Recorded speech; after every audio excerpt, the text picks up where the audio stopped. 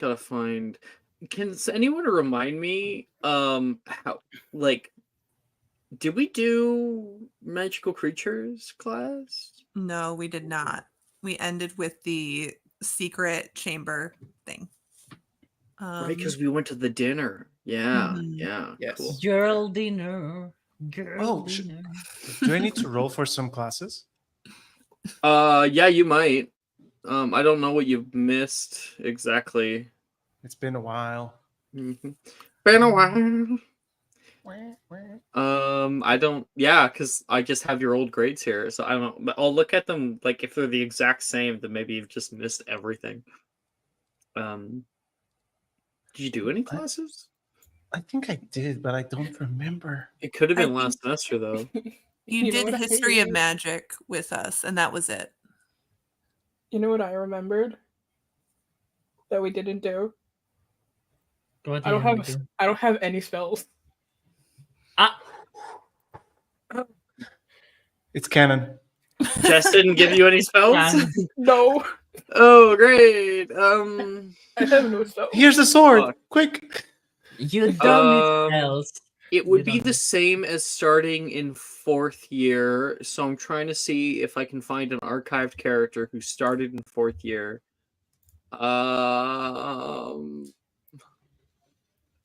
Shoot.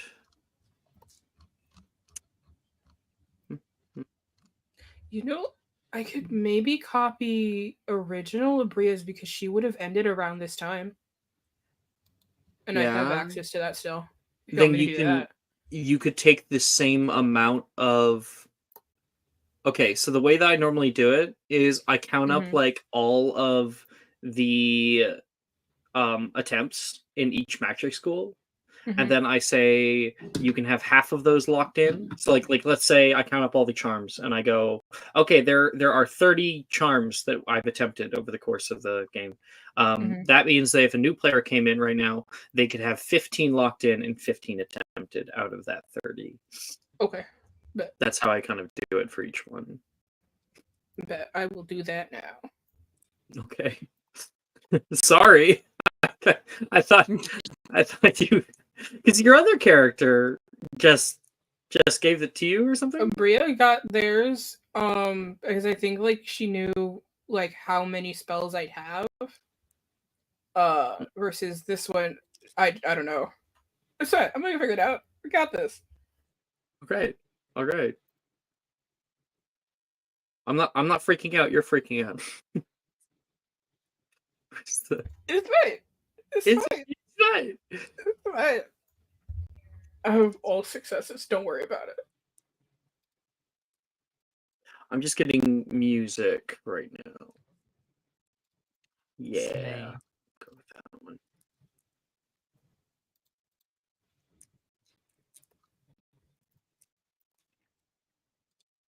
Also, following session 71, which ended up being 5 hours long, I proceeded to just dream about all these characters for the next 8 hours Aww, in my sleep.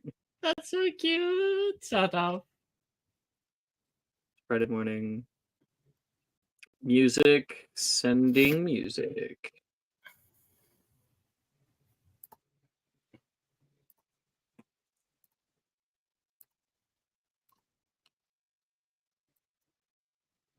Okay.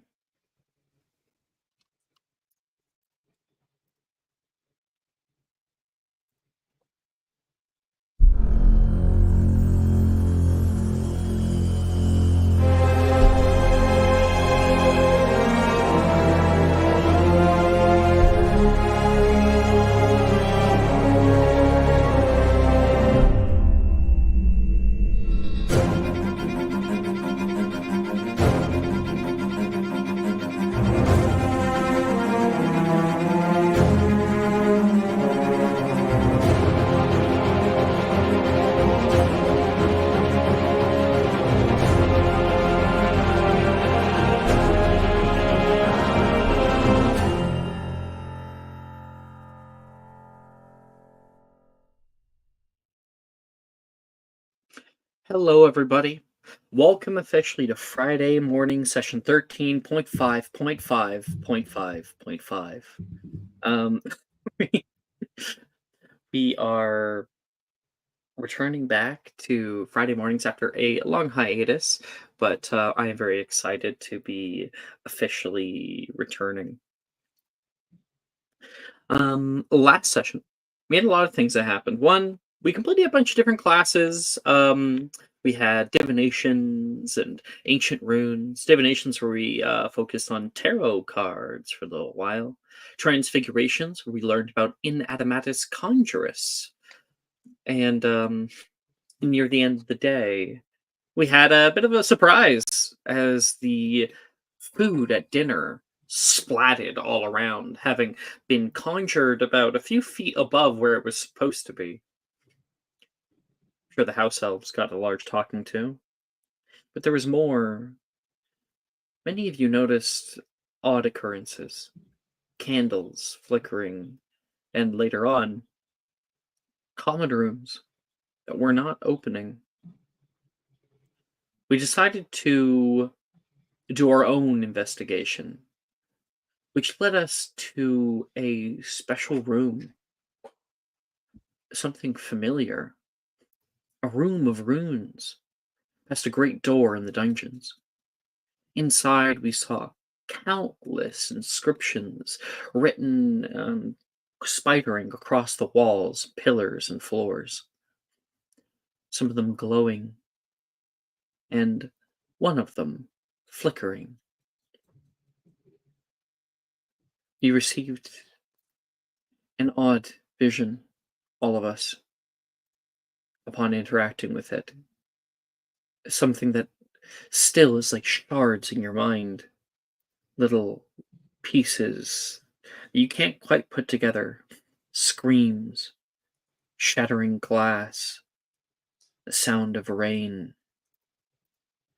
flesh torn asunder.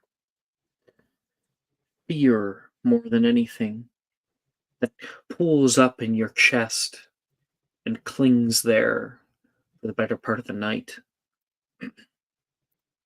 We cut to you guys having returned to a neutral place after that kind of terrifying encounter. Say we all exit out into the northern courtyard, up the stairs that is nearest to the Room of Runes, kicking out into the moonlight out here. You guys ran as fast and as far as you could. You weren't even sure entirely why. And you're out of breath. Yeah, I think Anne is definitely out of breath, kind of clutching her book. And I think also checking in on Alice, because Alice was the one who kind of fell from a great height. So just kind of once we get to a place that looks relatively safe, I think Anne will turn around and say, "Are you okay? Do you need to go to the hospital wing?" Would no, I'll probably just make my way over there. Well, I we'll think I go with bruised you. my arm. Nolan comes up from the stairs too. Just a reminder that he was with us. And Darcy, I think. Darcy, yeah. Yep. Darcy kind of lays Alice to sit down. Let's just take a breath here for a second. We were not supposed to be down there. No. You can see the gears turning in Nolan's head. He's thinking, still can't make sense of it, much like the rest of you. I wonder how it got messed up in the first place. Whatever we did seems to have snapped it back, or it looked like it did, but that was powerful magic. I don't know. Castle has weird magic. Always has. Indeed, nothing is like I have ever seen. Or the runes, they were very weird. Seems so Maybe we can familiar. ask the professor. Oh, sorry. Familiar. Yeah. I don't know. Maybe it's like the I've been Thing having with weird the- dreams lately. huh. Maybe it's familiar to the dream then. What kind of dreams? Um, kind that most people would rather not talk about. That kind where I wake up in the middle of the night, just covered in sweat. And those dreams or those runes were in your nightmares? I don't know. I don't. I kind of can't see runes there. And Well, yeah, I guess I meant more the it magic. was the feeling. It was like a presence. I don't know. I don't know how to explain it. As well as that glass shattering. I need to sit down. Yeah, let's just all take a breather, I guess. Camilla, how are you handling all this? I'm fine. I'm not there. You are there. I am. Yep, you NPC moded. I NPC moded. Okay, so Mhm. I'm waking up like right now. Let me boot up. Yeah. Oh wait. 1 second. 1 second. Okay. You tell me when you boot up. Ready? Okay.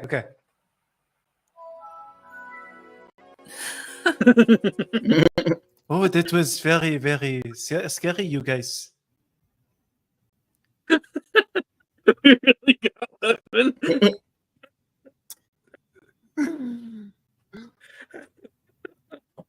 Ooh, spooky. Some weird runes puzzle. I don't know, it doesn't make sense to me. That thing was affecting the whole castle. Yeah. Maybe Well, it's like a heart. I don't know. No, Nolan says. No, it's more like a hub, like a nervous system. Oh, Like you a can see light. signals. I could feel them moving underneath my feet, like a buzz. Like right now? No, down in the room. I get Oh. why they keep it locked up. Did anyone else feel anything? I don't think so. Mhm. Well, Is this whatever it was, I hope we fixed it. That's all I might I have- have to say. Dislocated my elbow. Oh, So I think I should go to Pomfrey. Wait, isn't there a spell for this? Isn't it like a pisky or something? We can fix you up. Do you know it? Edgar doesn't know a pisky, but can he try it? Yes. Wait. Oh, wait. Is No. it If you've never confident? attempted it before, you cannot attempt it No. now. No, he hasn't attempted it. If you haven't That's attempted worth it, it. you can't attempt it now. No, Okay, fine. that's the rules. No. it's also a 4th year spell. Oh, is it? Yeah. Yes. Edgar Yeah, doesn't know no. that it exists, okay? Mhm. That's So- all that matters. I don't Well, think any of no. us can fix it, so I'll just go to Pomfrey. She's Okay, normally pretty fine. good about not asking questions. All right. He is. Darcy comes over and scoops you up, Alice. What? Okay, this is weird. Would you rather walk the whole way? It's my elbow, not my leg. Would you rather walk the whole way? You've already picked me up. Mm-hmm. That I have. I can drop you. Just go. Okay. And they head off. I think Anne is going to double back just to see We kind of ran out of there, but I think she's going to double back. So I think she's going to say, all right, I'm going to head back to the common room. Crazy night, you guys. But, an adventure. Crazy night indeed, but at least we got to see more of the castle. And we found this cool room, whatever it was. Yeah. Very cool. All right. Anyways, I can join you. So, I mean, I do need some rest. It's been a long day. All right. Sounds good. Night, Camilla. Night, Bye, Nolan. Camille. And Camilla, you're left out there in the cool breeze of the twilight night. You can hear the sound of distant crickets and bugs. You can hear the nighttime hooting of owls passing overhead. As of course, there's a lot of owls who live here, and it's all nocturnal. You best believe they're very active at night. Is Nolan gone? Not yet. He's still sitting there. His gaze is just 1,000 yards away, like always. But I think this time it actually is. How are you feeling, Nolan? He doesn't answer right away. I'm feeling like something bad's gonna happen. But what kind of bad? I don't know. Honestly. I'm gonna try to figure it out though. Do you want help? No offense, Camilla, but I don't really think that divinations is your strong suit. No, it's not. But whenever my father wants to fix the car, you know what a car is? I've heard of it. It's a machine. He asks me for help. I just hold on to the tools. That way, it's easier for him to just ask instead of having to go in, come out, get the tool, go back in. I may not know anything about divination, but I might. I don't know if I may help some way, is what I'm saying. He nods. You're a sweetheart. I am. He stands up. Let's why don't we head back? It's been a long night, and I don't think that anything's gonna get done at 1 a.m. Oh no, of course. You need to rest. And then you can hear voices coming from nearby. It's a wonderful place. You'll be having transfiguration down this way, and magical theory is just across the way. We expect all students to at least have one semester of magical theory. And you can hear Flitwick walking, and he's not alone. Walking into the North Courtyard is a new student. Maya, could you describe your character in passing? Yeah. You see in passing a girl with long, dark hair. She has dark skin, blue eyes, and she kind of appears to be kind of looking around haphazardly, not really paying attention. Mhm. And yeah. I will change my art for you guys for a reference. And we'll draw the art as well. I just saw the Anne and Lemon's like horror Halloween card. I was also looking at that. Fucking terrified. Looking for the art. Okay, good. This fulfills my parameters. Here, I'll show it up on screen. She's so pretty. What the fuck? Thank She's you. gorgeous.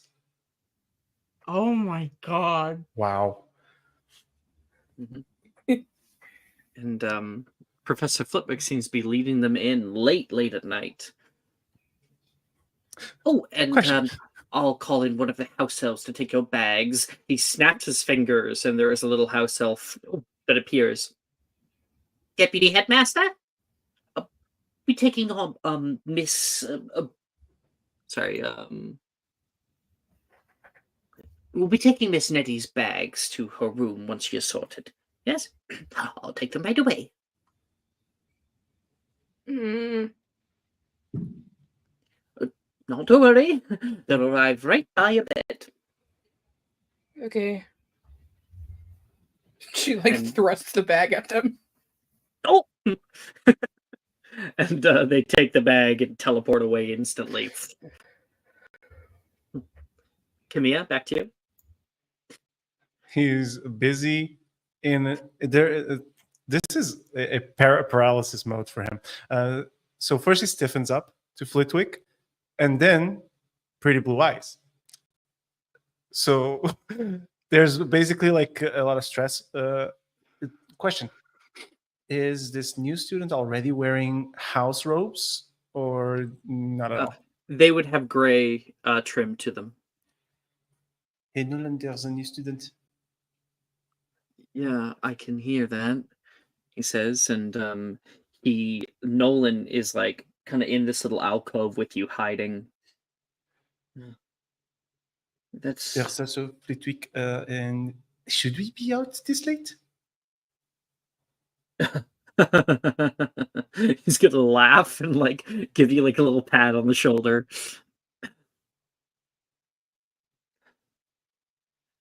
Let's just say we wouldn't want to be found. Good. She has really pretty eyes. 1, 2, 3, 4, 5, 7. Camilla, it's okay. You can like someone's eyes. I know. It's just a system that I have. 15. You're talking about the stair. They just walk past. They don't even know we're here. You don't have to worry about staring. That's true. Come on. So how do you know I'm staring? I can feel it.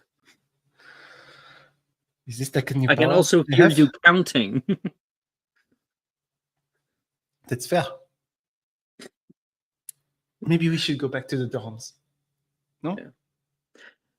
Yeah, I'll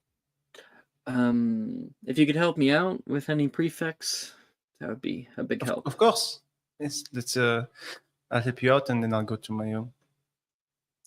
You help him to about the entrance hall, and then he parts from you because it's not too far from there. And Camilla, you head up the stairs and enter into the Ravenclaw Tower. And did you say you were like doubling back around? Are you trying to go back to the Room of Runes? Yeah, I think Anne is just wanting to see what the professor, like who's gathering there. That's kind of her thing. Not necessarily go back to the room itself, but just sort of take a lay of the land. Edgar and Anne, who are heading back to the Slytherin common room together at that time, Anne takes a left-hand turn back toward the large room, Edgar, and you can hear voices afar down the way. When exactly did you find it like this? Just 15 minutes ago.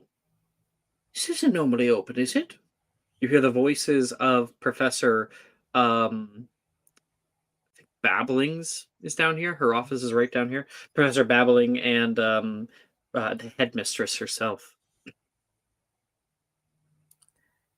Yeah, I think Anne's gonna stop right, just kind of A curved hallway. Yeah. So you can like see the torchlight that's on down the way, just around the bend.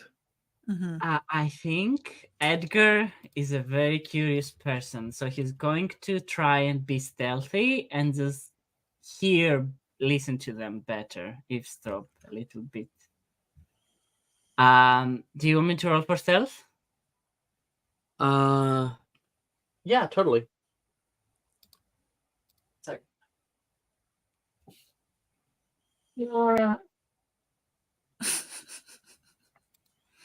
Best first roll.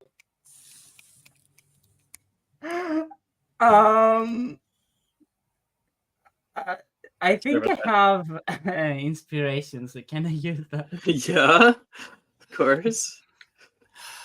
Okay, much better. 21.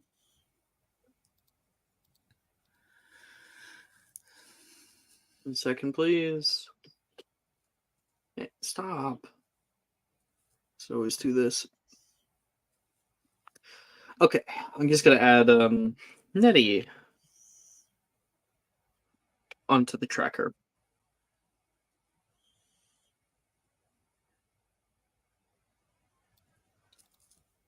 By the way, my old account has 1 reaction, so if I have one, it will be up to 3. Oh, okay, I'll no, I'll just Yeah. remove all reactions. Okay. There, and then I'll add Okay, new let one. me add the reaction. Oh, okay, perfect. Good. Thanks. No problem. Okay, what did you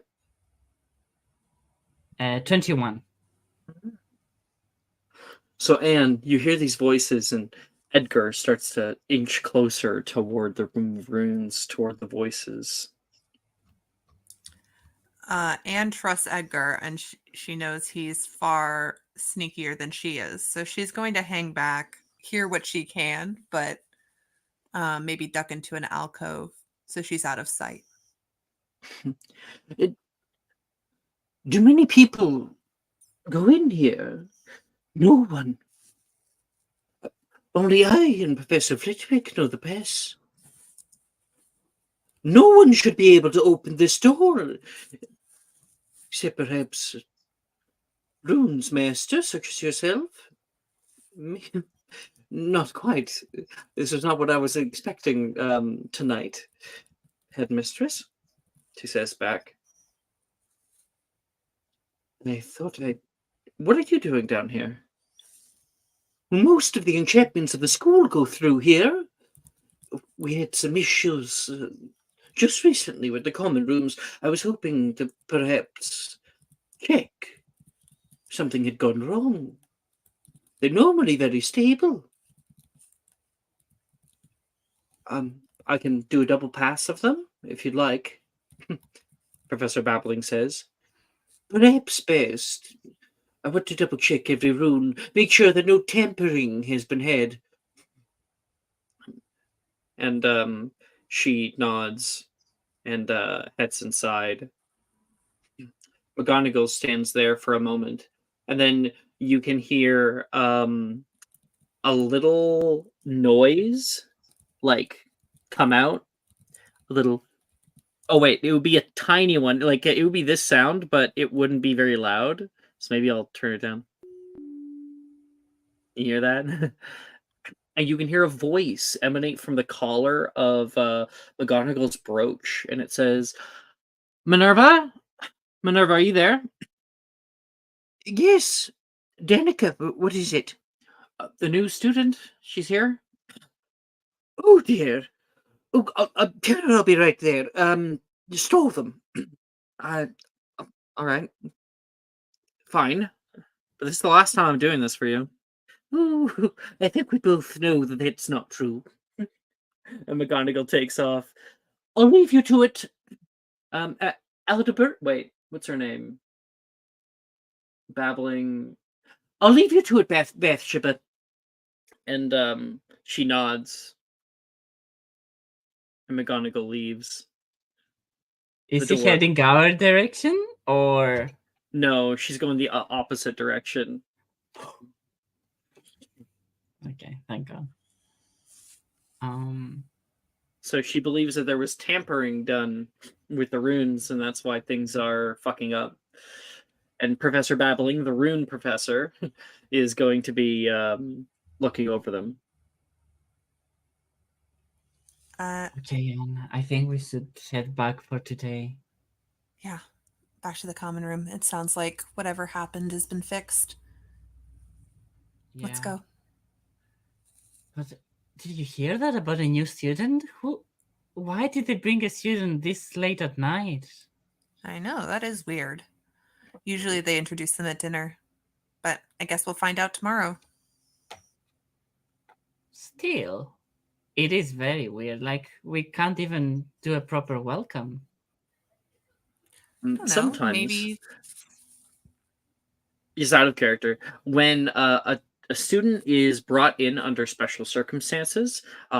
Because normally they allow them at the start of years or mid-year, and they have like the big thing. If they're brought in under special circumstances, they often arrive at night, and we'll have a personal sorting. Well, would Edgar know this? No, but I just want to tell you guys out of character. Yeah. Okay, no worries. maybe she's a vampire, like Delilah.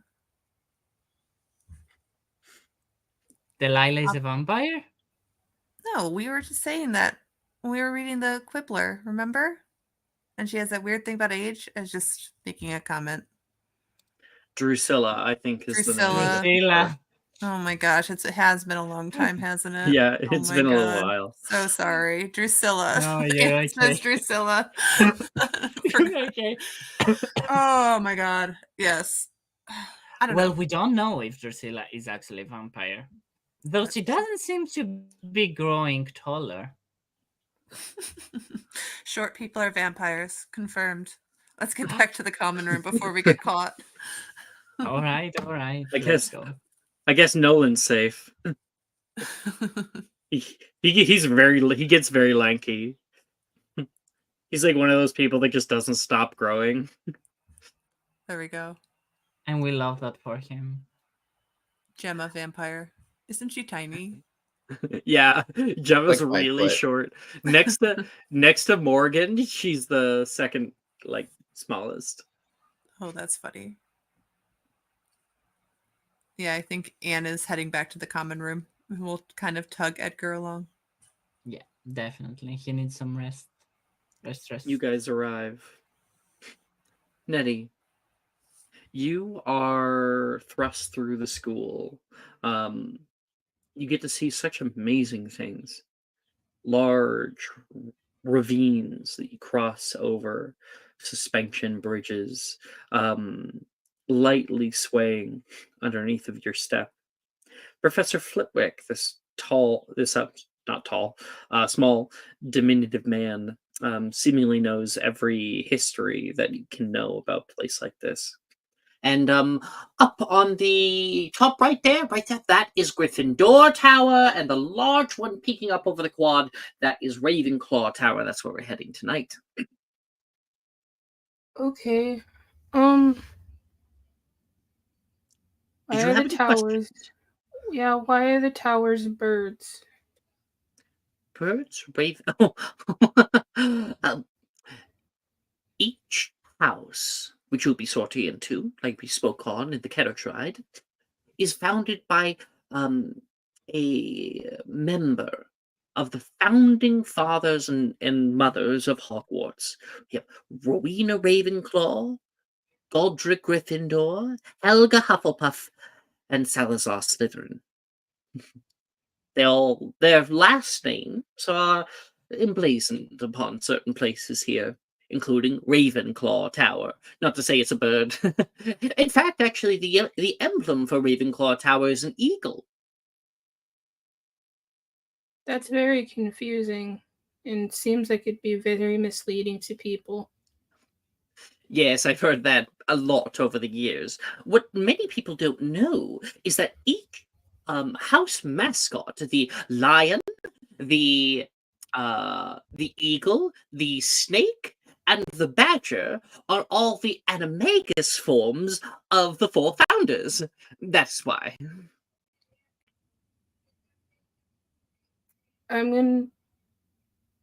What is an animagus? Oh dear. He continues as you guys walk through the quad.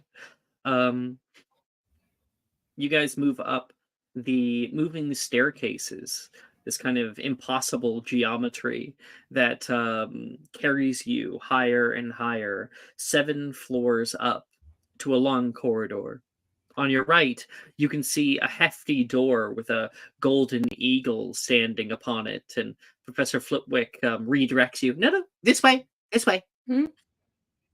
Oh, okay.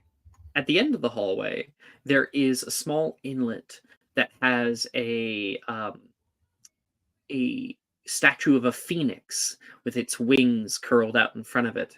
And Professor Flitwick stands here.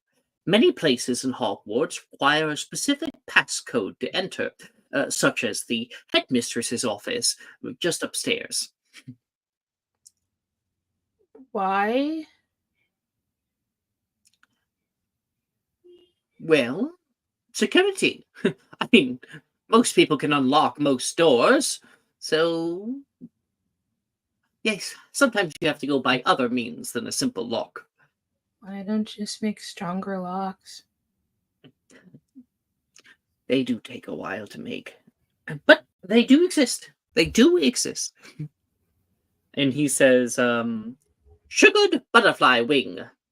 And you can see the entire thing start, like the statue begin to curl and twist and rise. And Flitwick steps out onto a new stair that is rising around him like an escalator. Come on, step on. Mm. She very hesitantly puts a foot down. We get like the Mr. Bean where like the one leg is moving slowly farther than the other. Exactly, yeah. Before you pull up on. And you step up with Professor Flitwick, and it keeps going higher and higher and higher until you reach to the very, very top.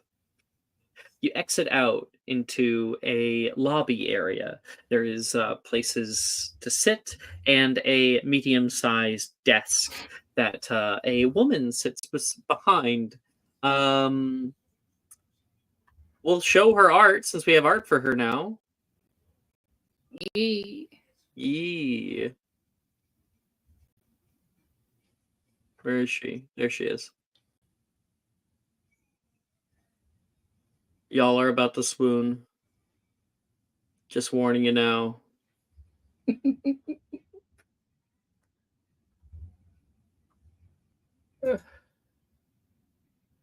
Danica, my beloved. This is the headmistress's head secretary. And she's like sitting there. She, I think, is just like cleaning up her desk right now, placing things into a box, and she sees you guys walk up, and she quickly grabs the box and shoves it underneath of the desk and kind of sits upright. Good evening, Phileas. Danica, if you could please let the headmistress know we're here. For what exactly? For Hello. sorting. We have the new student coming in. Special circumstances. Oh yes, I have this right there.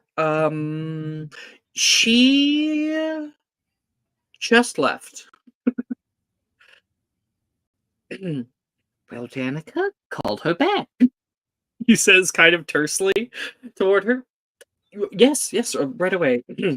And she takes over and takes a small ruby out of a box and holds it, turning away from you guys. Minerva? No, yeah, you have the new student here. Oh, all right. Would any of you like some tea? She says. I don't drink tea. I'm not supposed to have things that have caffeine in them. Yes, it is very late. I wouldn't want to. She gives Flitwick like a big look, like, please, please. Yes, I would love a tea, Flitwick says. Did my special package arrive? You ordered a package to the school? No. I had a very important, fragile package that said it would be delivered here on time. Big box, taped up. Packages arrive normally in the mornings. Oh, that's not good. That's very bad. Oh no. I'm sorry? Why? Oh no. Someone's gonna get hurt. Danica looks to Flitwick like, who are you allowing into this school right now? Well, Miss Nettie, if you require assistance, I'm sure I can help, or I can find someone to help. What exactly did you order here? Well, I didn't order anything. My pet supposed to be sent here, taped up box. I poked holes on it and I wrote fragile.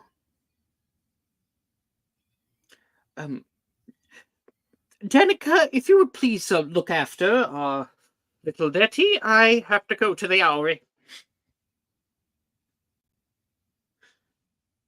And he quickly runs up. Oh, leaving me with the kid. Okay.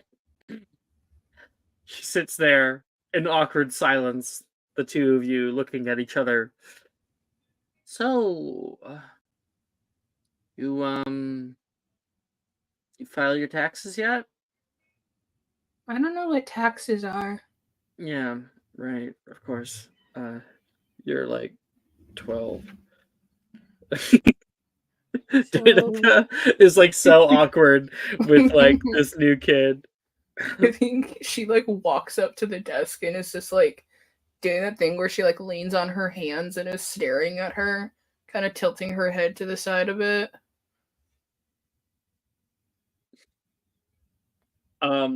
There's like a sharp inhale from Danica. She has no idea what to do.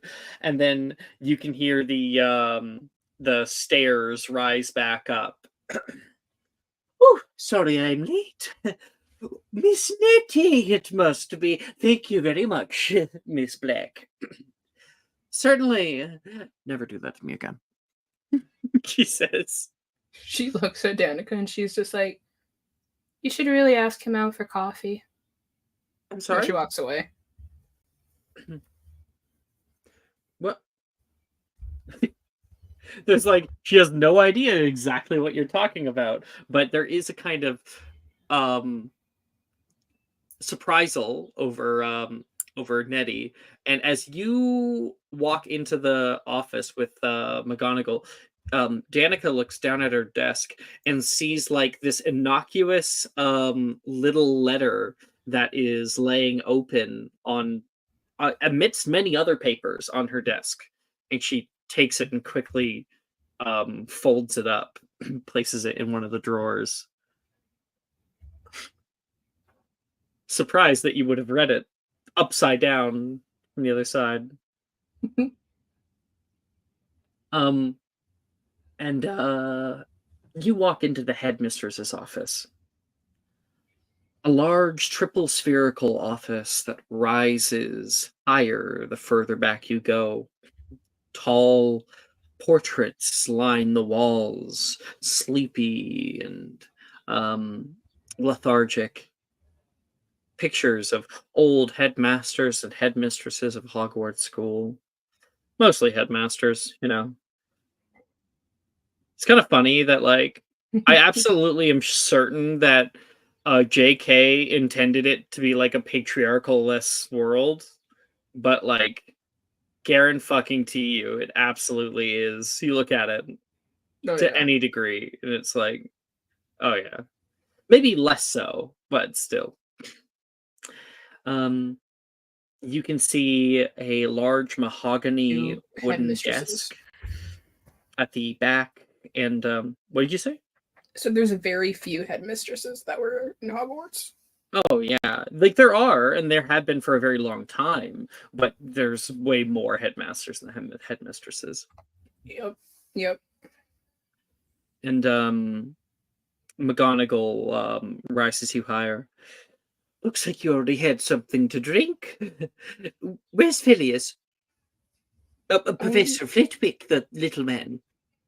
He said that he was going to go get my package that I asked to be delivered carefully, because it's very bad if it's left unattended for too long. What a sweetheart, that one. I hope he comes back. He's allowed me the pleasure of doing your sorting ceremony alone. She gives you a smile. She gestures toward the right-hand side. You can see, having already been set up, is a little wooden stool for you. Please, sit. Okay. McGonagall comes over, and you see a nearby chair hover and deposit itself behind her, and she sits down, taking her dress out from underneath of her and folding it on top of her knees.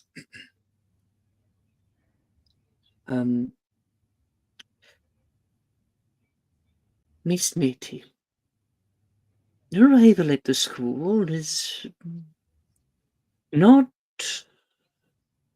as normal as most.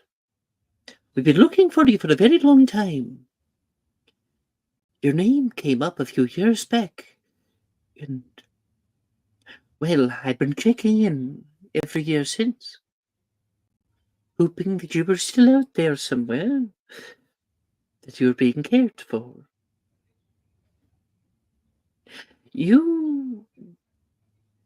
I heard that you were found in a Muggle orphanage. Yes.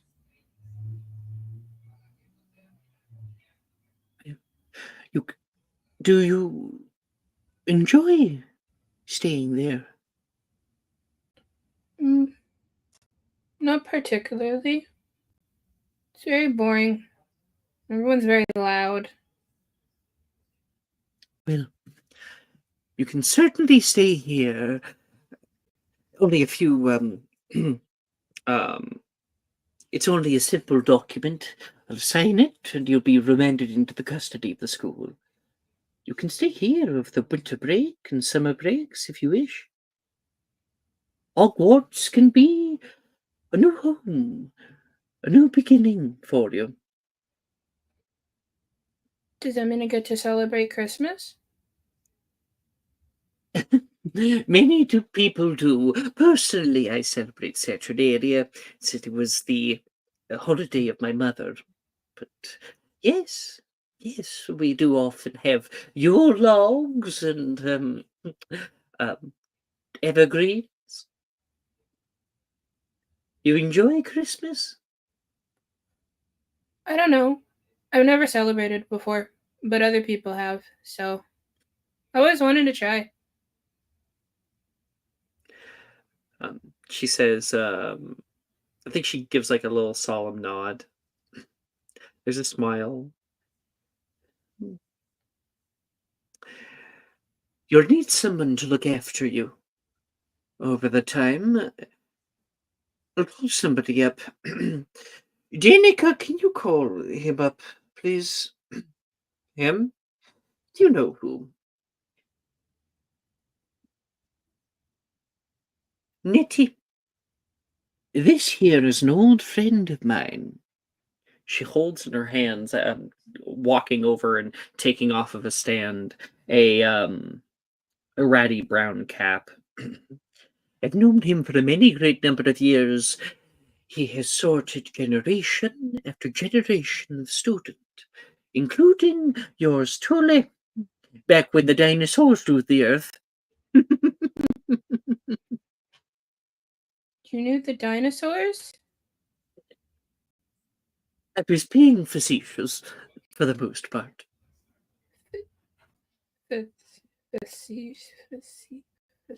No, it's. I'm going to place this onto your head, and when I do so, I want you to ponder. Who do you wish to be? How do you wish to be known? Where will you go? Will you be great? Will you be loved? Will you be courageous? Will you be knowledgeable? Think of these things, and wherever you are sorted, you will find members of likewise mind. They will hold you, they will lift you up, and they will be your new family. I guarantee you that.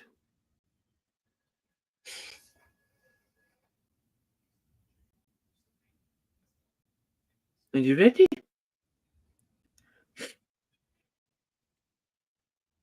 I think so. It's gonna hurt. Oh, there'll be a slight tingle.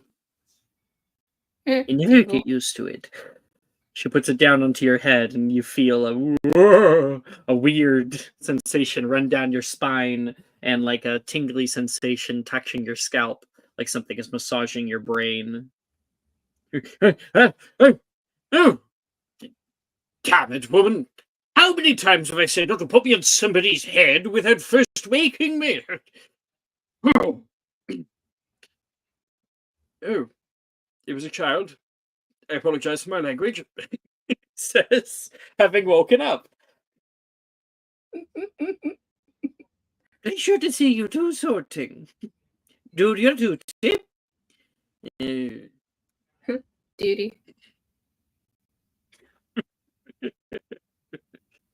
Oh dear. Hello. What's your name? Nettie, I see. Nettie. Do you have like a orphanage last name? I don't think she ever learned her last name. She just but knows like her first and middle name. What's your middle name? So her full name is Maisie Minette, which is where Nettie comes from. Minette. How wonderful. Ooh.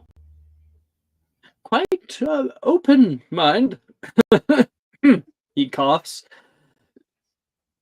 Plenty of room in here. Thank you. Plenty of room to be filled with knowledge, I'm certain. Let's see. Perhaps. Yes, I'm getting to it.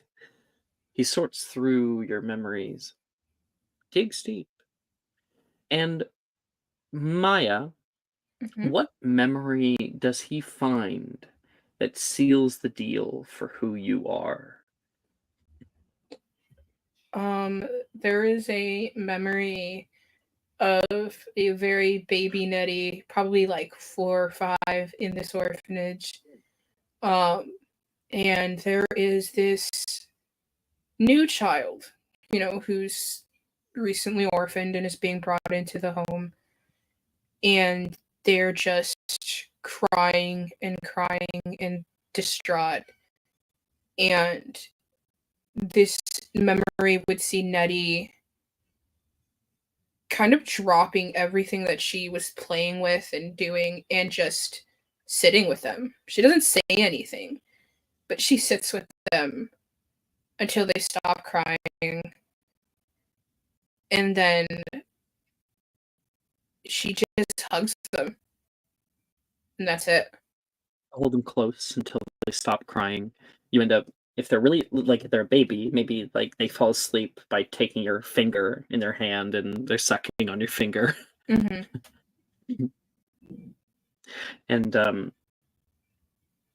you return. The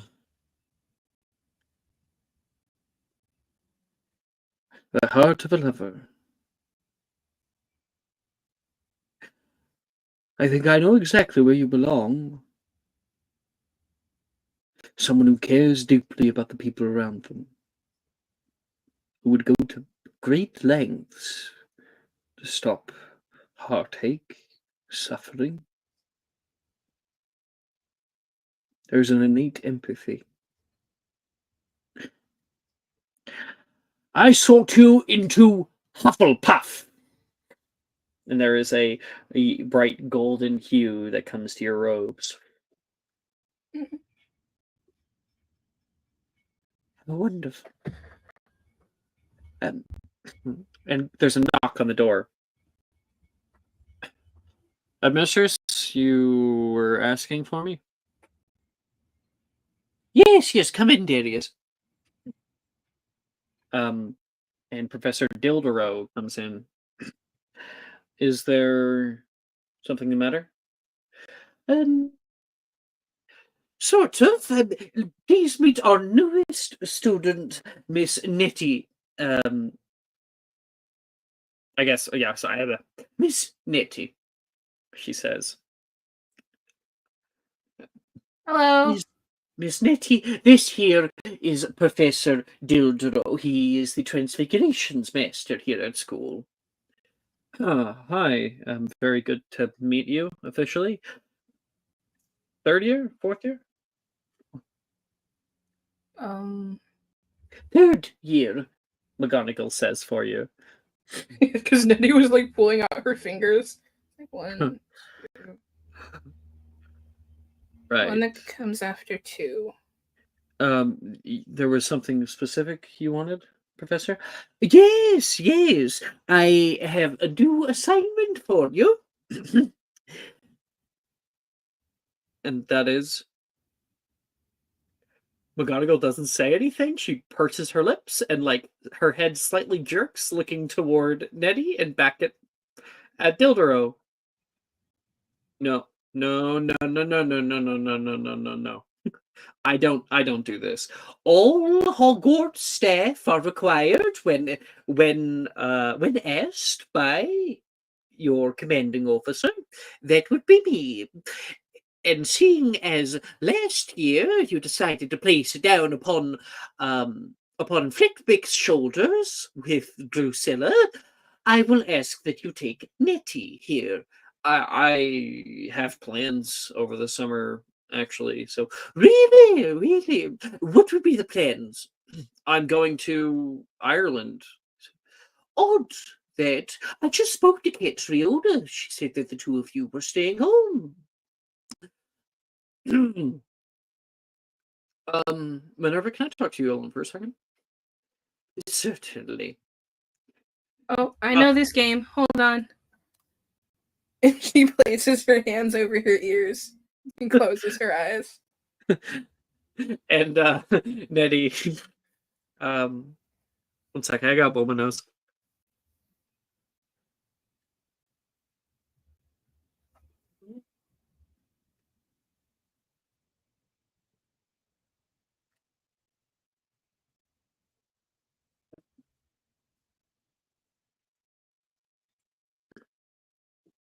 Okay, I'm back.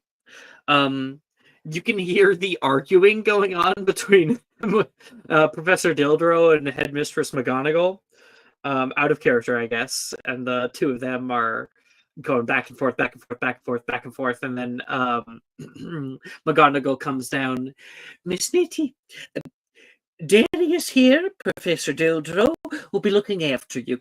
Should you need anything, you ask him directly. He'll be staying here over the break. Okay. Does that mean you'll answer so annoyed. any of my questions? I suppose that is now Darius's job, is it not? Yeah, sure. Okay. First question. Why is the school named after a pig with pimples? He looks up and looks directly at McGonagall in the eyes. They stare at one another for a moment. McGonagall being like, well, are you going to explain it? And Dildro being like, I hate you. I fucking hate you. Oh. Fine, I'll explain the history. Follow me. I'm going to take you down to your dormitory now. And of course, he explains to you how Hogwarts is actually the name of the valley itself. There, during the founding of the valley, one of the biggest issues that they had was a roving band of hogs, and they were covered in warts. It was very terrible. It was an epidemic, and there was a large fight between the medieval wizards down here, and eventually. Oh no, it would have been. It wouldn't have been wizards actually. It would have been Muggles, and they named the valley Hogwarts after they won the war against the wild hogs. Mm-hmm. And then there was Castle Hogwarts for a long time. Hogsmeade came into existence after. Actually, it was a village that was around and kind of fell to ruin along with the castle, and then wizards moved into the valley, took Hogsmeade, calling it Hog after Hogwarts, the castle, and established their like little village. And around the same time, I think partially before Hogwarts as a school was founded. Uh, Specifically, Hogsmeade was founded by Hengist of Woodcroft, which I'm not even looking at a fucking wiki page. And so, yeah, the entire valley is the Hogwarts Valley. There's also Upper Hogsfield and Lower Hogsfield. Lots of little towns out here. There used to be Upper Barnton, but a giant destroyed it in like the 12th century. Yeah. Oh shit. Rip to them. Oh.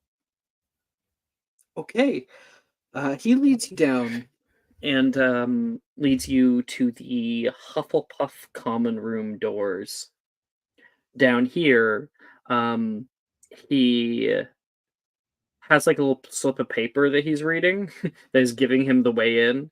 Okay, it looks like you have to knock on these barrels down here in a specific order. It should be uh, uh, uh, and he knocks on it, and you watch as the ceiling on top of him opens up, and a barrel swivels down with a kind of brown-like liquid that comes dousing him over his head.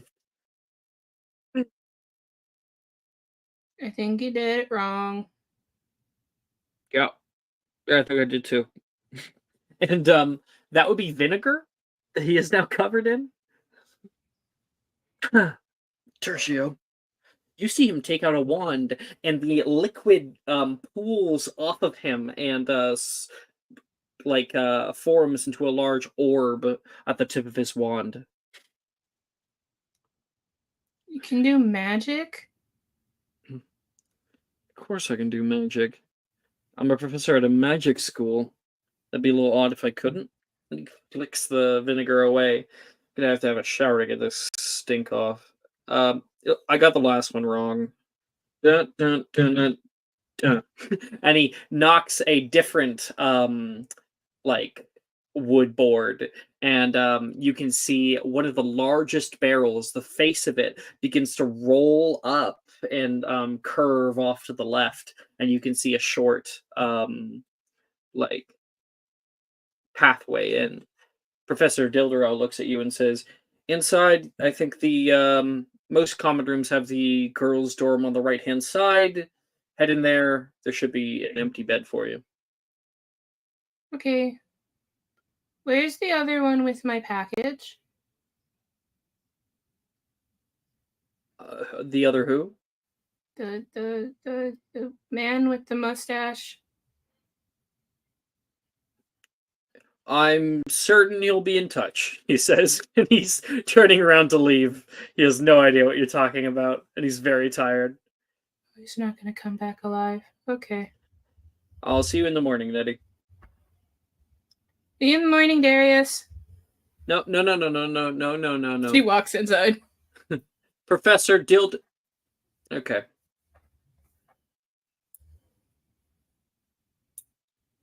And Nettie, you walk into the Hufflepuff common room. It's bright and inviting. There is many couches to hang out in, and you can see like stained glass windows along the ceiling, including a circular one directly above you. There's portraits that line the walls, and one of them says, "Welcome," toward you. Hello. And you can see the stairs along like little kind of half moon portcullises that rise higher. girls' dormitory.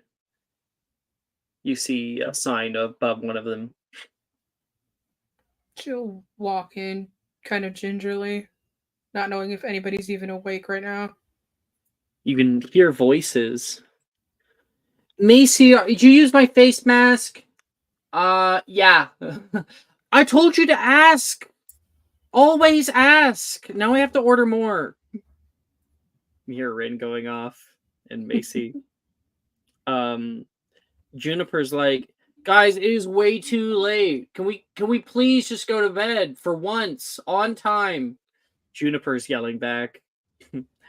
And Morgan says, I am too tired for this bullshit. He's staying in the girls' dorm tonight. You head up and enter in through the door.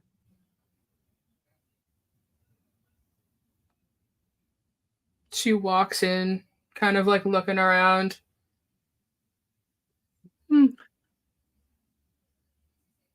Bright.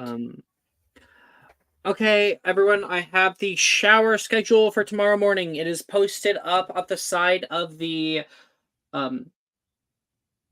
bathroom door. Let's stick to it. That way we're not fighting over everything for once. And no! Hi. Hello.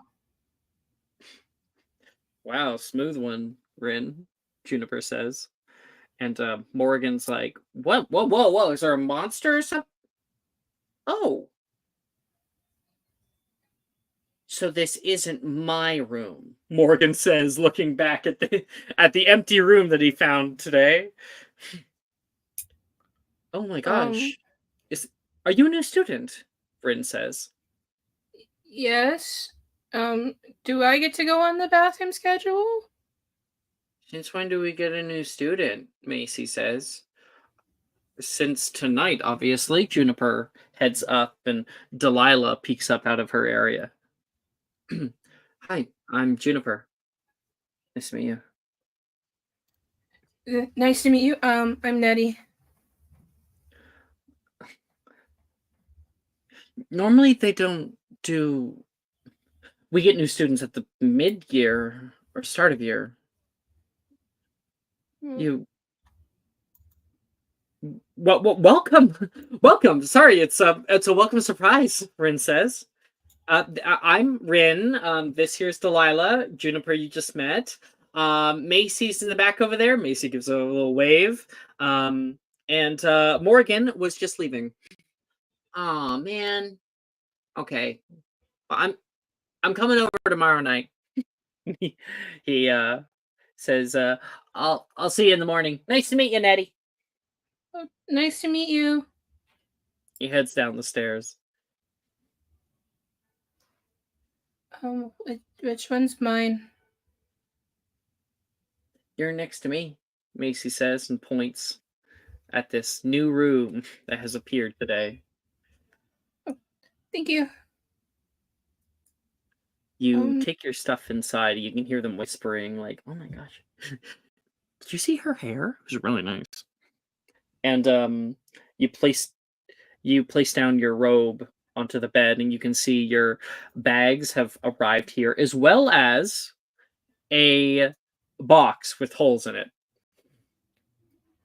She breathes a sigh of relief. Oh, thank goodness. Okay. She's gonna she has very few bags. She probably has like 2. And it's just clothes. And then this box. She very quickly unpacks before she like looks at the group. You guys don't mind pets, right? Oh, you have pet? Like a lizard or a kitty? No. That was Macy, by the way. No, not a cat. As long as it's not like a flying vampire bat, I'm happy, Juniper says. Well, I haven't seen him fly yet, though he did jump from a very large number of feet the other day. Macy comes over, entering into your room. Can I meet him? Sure. He should be awake. I haven't fed him yet. Do you guys have any food? I'll grab something. She runs into her room. Okay. She's gonna start taking the lid off of the box.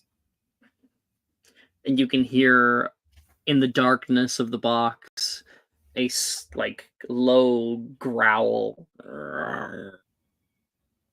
1 second. So I can do. You hear that low growl. Come on. Wakey, wakey. It's okay. And then something, you put your hands down and pick up out of this box. Please show us Logan.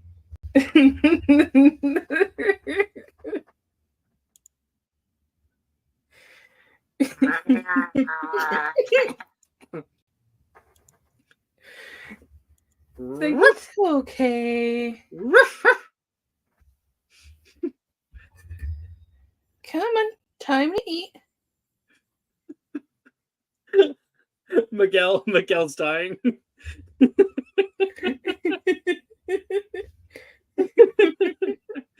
Out of character, Miguel is a magizoologist. Oh no. I think that thing existing counts as animal cruelty. And Macy comes back in the room carrying with her some jerky, and then just jolts at the sight of Logan. What is that? This is my emotional support animal. She looks utterly offended. Nice lizard, she says, coming over. This is Logan Darius Flitwick.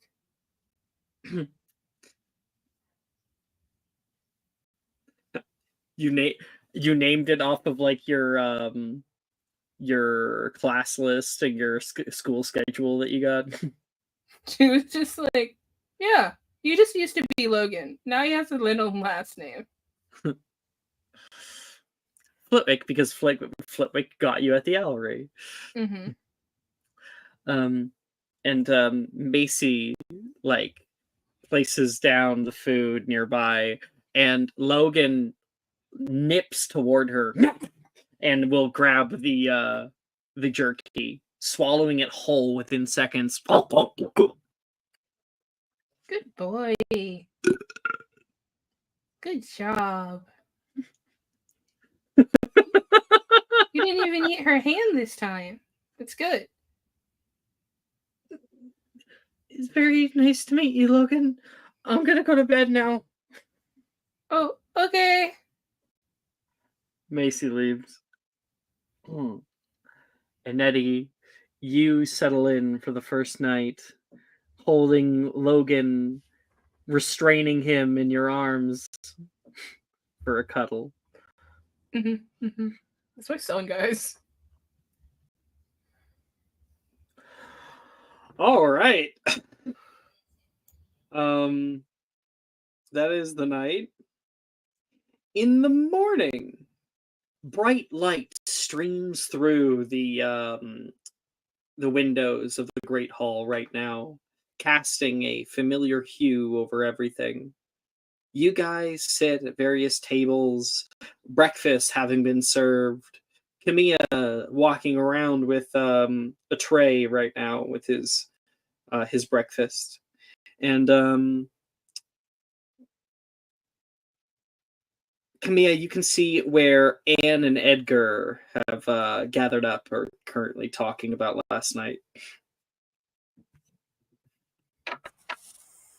Bonjour.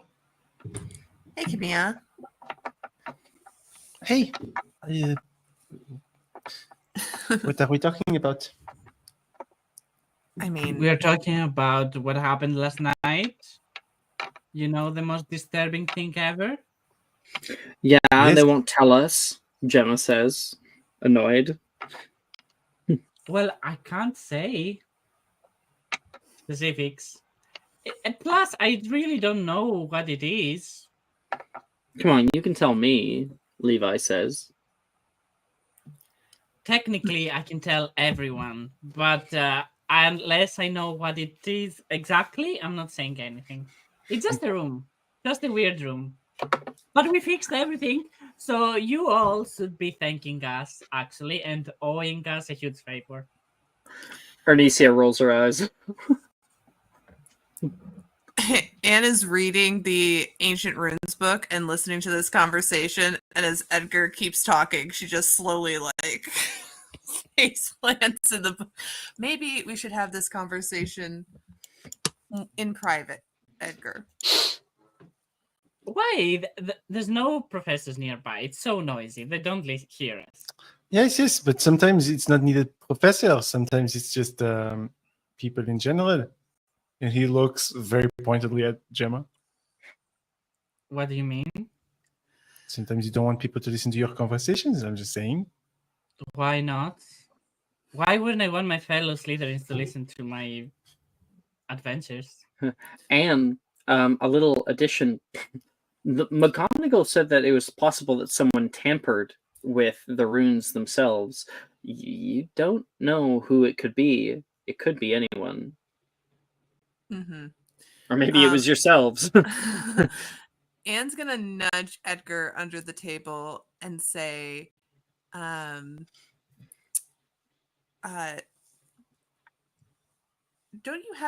we have something else? I mean, yeah, there was that stuff that happened last night, but sure you've heard, you said you had a secret or something that you wanted to share with me. Trying to get him off this topic. Didn't you? Gossip? Don't you always have gossip? Oh! Okay. He's going to look at Arnesia. Make sure she's not like going to listen in. Yeah, she's eating her breakfast. And cast Muffliato. Okay. You don't have to cast Macchiato, it's fine. Is it done already? Yes. Mm-hmm. Okay. In that case, you're going to listen. Did you know that Delilah has a huge crush on Juniper? Really? And then Anne will look over towards the Hufflepuff table to see Juniper and maybe someone else. Is Camille included in the macchiato? Sorry. I think it's... Yeah. Sure. I am? Awesome. Yes. You look over toward the Hufflepuff table and you can see a large number of people are currently fawning over their newest compatriot, asking her questions, kind of overwhelming her. And sitting down next to Juniper, who's in the conversation, Delilah's sitting back and has a hand around Juniper's seat right now. Oh, by the way, new pretty eyes just dropped. New student, look there. Just dropped? Just sort of spawned out of nowhere? Apparently, middle of the night, end of the year. They look like they're surrounding her. Someone should go rescue her. From the Hufflepuffs, not me. I have to actually do something. And you can see Nettie meeting Nolan. The two, like, he like puts out a hand and they like shake hands. You see like a big smile on Nettie's face, and there's a feeling within you that you have never felt before, that you can't quite place what it is.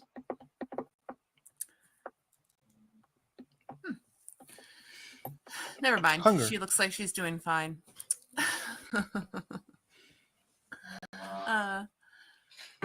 I'm sure we'll get introduced. We have a bunch of classes today, I think. Janice comes over. Anne, do you have those notes for magical creatures? Yeah, I think so. Somewhere in my bag. Are you heading over there now? Sorry. She says, not quite. I have it later on today. Luckily, we're in a classroom for once. Oh, really? I guess early bird gets the worm. Mm-hmm. Yeah, I'll get them to you before class. She nods. Camilla, she says toward you. He turns around, goes into the Gryffindor stable. Oh shit. Did you see that there's a new student? And we'll say towards Janice. I hadn't noticed. I don't normally take into the affairs of the new kids. Oh, it's interesting she's joining at the end of this year. I already have enough on my plate with you. With me? Well, yeah. I mean, we're doing our study sessions, right? Oh, yeah, of course. Absolutely. And you know what? I'll go find those notes for you right now. And Anne will dig into her bag to find the notes. Edgar, so I know you. Make an insight check. Okay. Insight check. Insight. 11. Okay. I think just with an 11. It is odd. Normally, Janice is very cold toward many people, but it seems like Anne and Janice's relationship has been moving way more steady than Janice's relationship with anybody else. That is so cute. Looks like you two have become fast friends. Finally, too. It's good to see you having a friend, Janice. Yeah. Rotten hell, Edgar. We've been friends for like 2 years, Edgar. And Anne will shove her notes towards Janice. She takes them and kind of snatches them away and will very quickly walk away, not liking Edgar calling her out. Anne has been watching the Hufflepuff table the whole time. Oh! If Camille can hear this, because passive 22, can he like not scream out, but go like just out of earshot? Oh, friendship. Yeah, no, I think like Janice kind of passes you back and she'll be like, bite me. She sits down at the Ravenclaw table. Ew, she says back. You can hear Reese chuckle. As you walk past Reese, he'll give you a little high five. They're walking towards the Gryffindor stable. And you can find Alice. Hey, Alice. And I'll pass her by because that's not my objective, actually. Oh, damn, okay. I don't know what you're doing. I'm trying to find Sally. Oh, yeah, totally.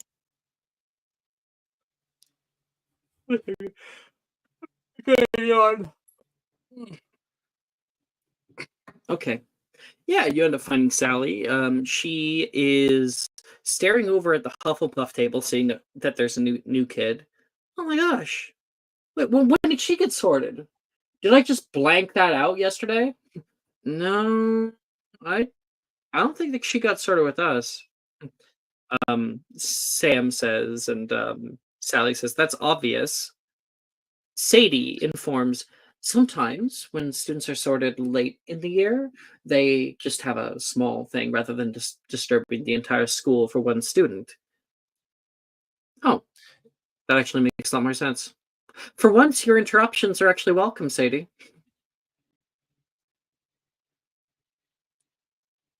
Sally, could I bother you for a second?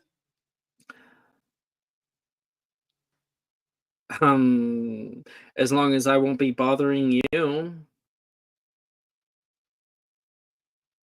That's the objective. She stands up. There's been some tenseness between Camilla and Sally lately. You and her walk out into the entrance hall together. Logan, do not eat my sausages. If they get cold, I will turn you into a weasel. You two walk out into the entrance hall. What? Okay. So after an internal conversation and meeting, I would like to inform you you're no longer part of the Investigators Club. Thank you for your application. See you never. Walks away.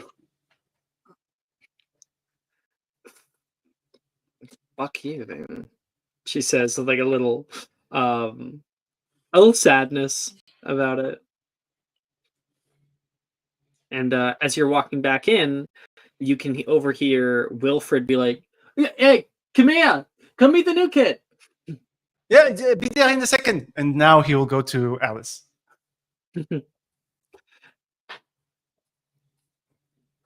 What's Alice doing in the morning right now? Kat, are you here? Yeah, I'm here. Hi.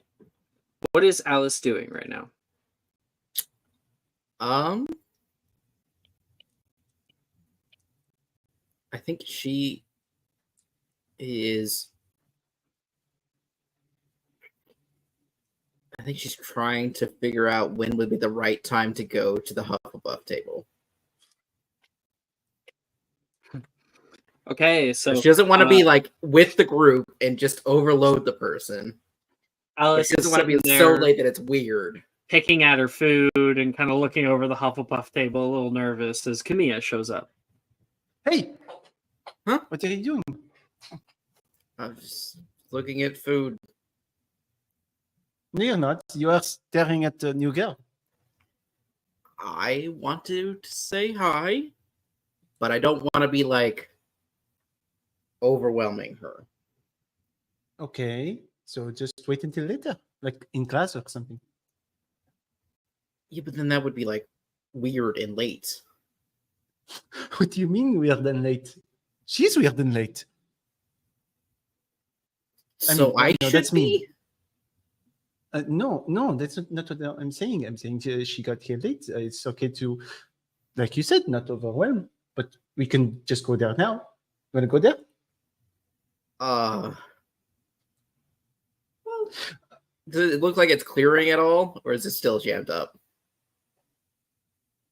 It's the Hufflepuffs. It's going to be busy the entire time. I'll catch her on the way out. Isn't that creepy? I don't know. I'm just asking. I'm not saying. It feels like. Is it worse than like just going up in class? Why not just go now? You're a Gryffindor, courage and all that. Doesn't mean I'm not like thinking about that. It just means I'll do it. So do it. Fine, I'll do it. Okay, let's do it. When Okay. someone questions my courage, I never back down.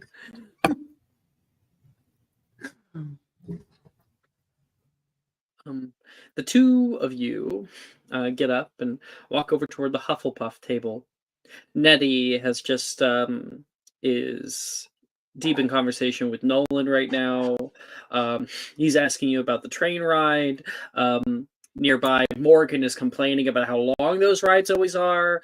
And then Delilah chimes in with like a little tip on the long train rides. You can there's like a little pull bar in the ceiling. It'll extend the ceiling, and there'll be bunk beds that show up. And like I think Juniper didn't even know about that. She's like, seriously? Yeah. What? You don't know this? And that's when Camilla and Alice show up. Hello. Hi. Oh, Nettie, these are some of my friends. Camilla, he says. Camilla Dubois, he's from France. And Alice Reese, they've been here since first year. Yeah, hi. Alice and Camilla. That's right, yes. Exactly like that. Camille. Camille. That is fine, yes. It's okay. Okay. And Hi. your name is? Oh, Nettie. Ah, pleasure Hi, to meet Nettie. you. Are you guys also animal houses? They're all animals, yes. Oh, that way. Yes. Yeah, there's no rock house, unfortunately. No matter what Wilfred told you, no No one building says. house either. Aw. Love Legos. So, coming in at a weird time. Yeah. Believe it or not, apparently I do magic. Yes. Whoa. Yeah. Everyone here does magic. Wait, are you telling me that you've never done magic before? Delilah says. No, they just kind of showed up at the orphanage, and this really tall dude picked me up and said, "Okay, time to go." Oh, And I Really said, tall "Okay." dude. my gosh. Probably Professor Hagrid, I imagine. Do you have a beard? A really big one? No, he's wearing a suit. Oh.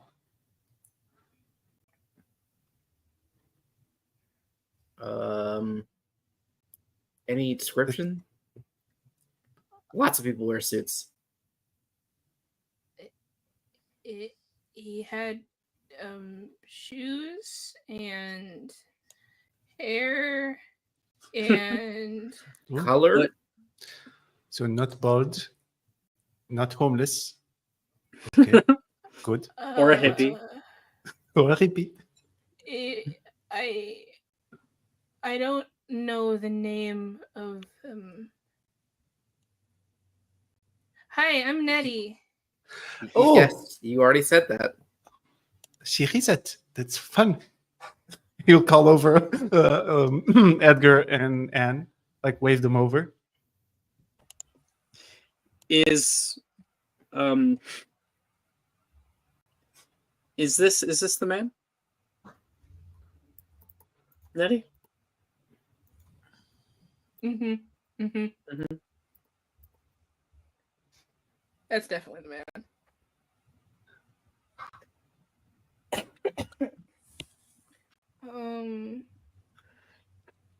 He had a nose and Mhm. glasses. Okay, glasses is somewhat important information. I don't think any of the male professors at school have glasses. No. No, he worked for the church. The church? It's yours. Yeah. Ministry? Rin's like one. the ministry? Yeah. Oh. Okay. Well, there's a few people that could be. I don't know. And yeah. Something Angus. I don't know. Angus? I don't that's what it sounded like. I am very lost right now. Do you want to see an owl? Can I do a history of magic, I guess, to figure that out? I like You owls. can. Because I'm pureblood, so I might know. Angus. I love owls. I'd say it was Mr. Filch if it wasn't ministry. 14. You're not quite Yep. sure. And then Rin like leans over toward Wilfred and whispers in his ear. What? Magnus? Was his name Magnus? Yes. Oh. That's my dad. Forget the M. Oh. Oh. And this is Magnus. Isn't that the... Oh, interesting. We all saw They couldn't- Wilfred's dad Yeah. in... First year. In third year, Third year. in the fears class. Yes. Oh, yeah. Museum. Stop it, Lemon.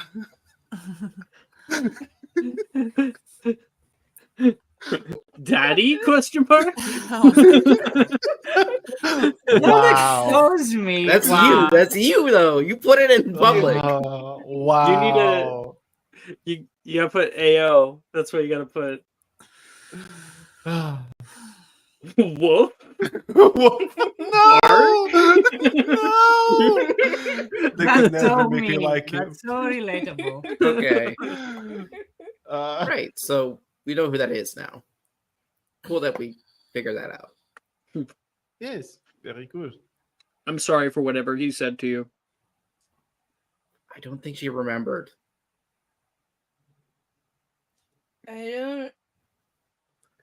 I don't know. He was like weirdly quiet, but also like he just kept looking at me like if I didn't move.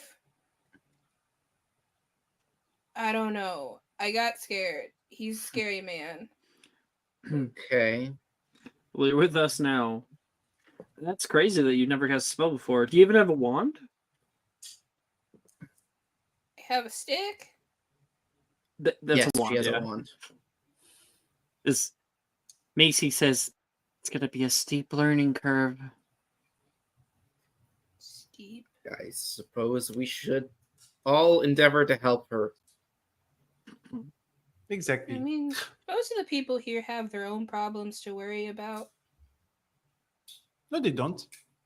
I mean, that's Really? very kind of you to say, but if you're going to have trouble, I think, personally speaking, as a Gryffindor, it would be kind of my job to help.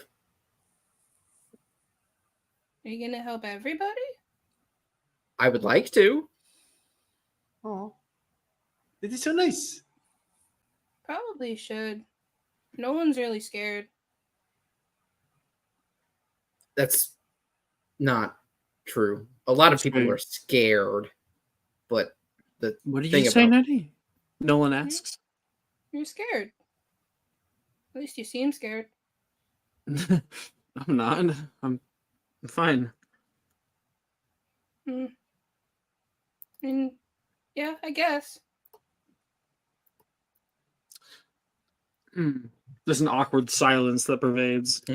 You know who's a very good study partner? I know of someone. Look, I was going to show you. He takes out a notebook and dispels the. Oh, damn! It's been a while. I don't know spell names. The Veraverto. Verto. And his notebook turns into like this small little white owlet that he. And MacDo will float up to Anne.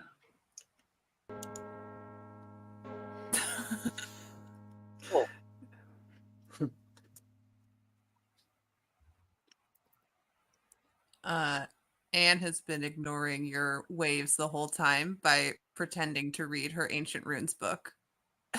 And Edgar was gossiping, so you didn't see. And Anne, a little white owlet appears in front of you. Hoo! Hoo! And she'll slowly kind of look up to make eye contact with Camilla, raise an eyebrow. Edgar, I think Camilla wants us to come over and make friends. The bell has rung, so Oh. people are like starting to head out, starting to Oh, go to no. Okay, we classes. just need to go to class. Yeah. Yeah. Oh. And I'll shrug exaggeratedly and then walk out to class. Wait. Why? Usually, you do want to learn about the new people. That's very bizarre. It's not bizarre. The bell rang. I love school.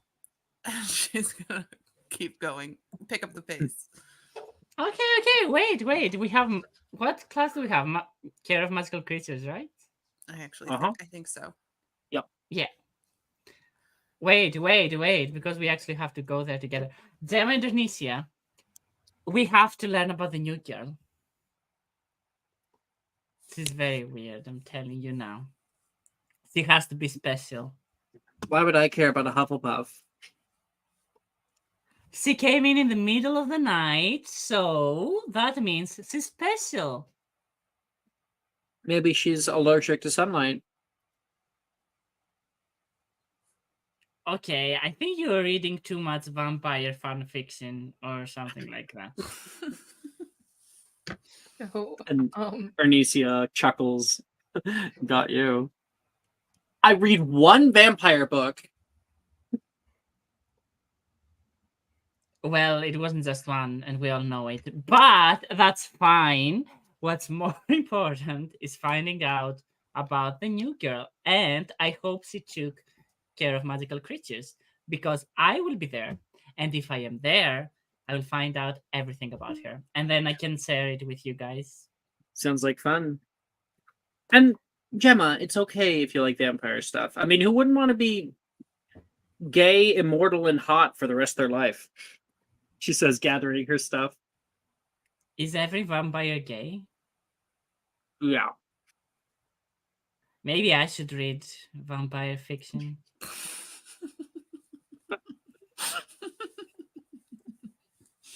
We had after class.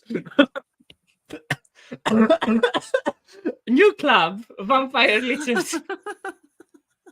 Let's just say that vampires are nearly inherently gay, I feel like, at this point. If your vampire's Yeah, not gay, yeah, no, it's a I bad know. vampire thing. What do you do with your life if As your vampire's Lemon, not gay? I know, but you know, Edgar is like 14, so Mermaids are sapphic. All vampires are gay, and werewolves. I feel like werewolves are the straightest thing. No. They're bisexual, but They're not bisexual.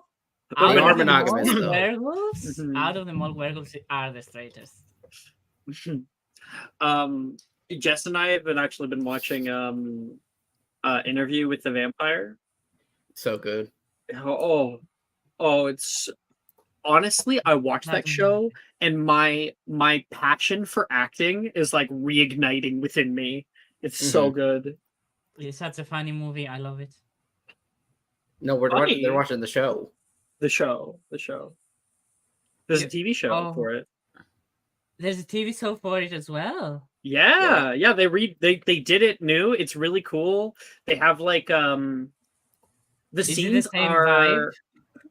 It's similar vibe. The scenes are narrated by Louis, and there's like a major theme of like, is he a reliable narrator?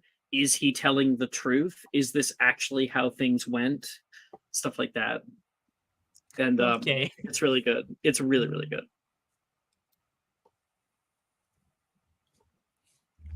Also, they made Louis and shit, I forget the girl's name.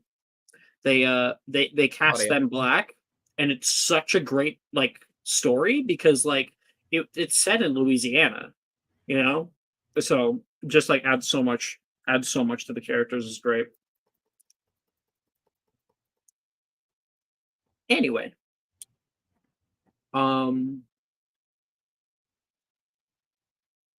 Parametro Creatures is starting, and I feel like my music now no longer reflects what we're doing.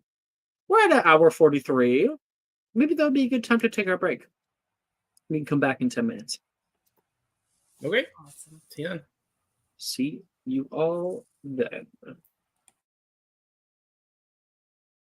Are you looking for that perfect gift for that tabletop role player in your life? For that podcaster? For that little sister that keeps going on and on about shiny math rocks? Well, look no further. OBP Musical has you covered. Original theme music for your characters, worlds, podcasts, and more. Has your bard written lyrics about a party member's tragic demise? Let us compose to them. Or better yet, let us write those lyrics for you.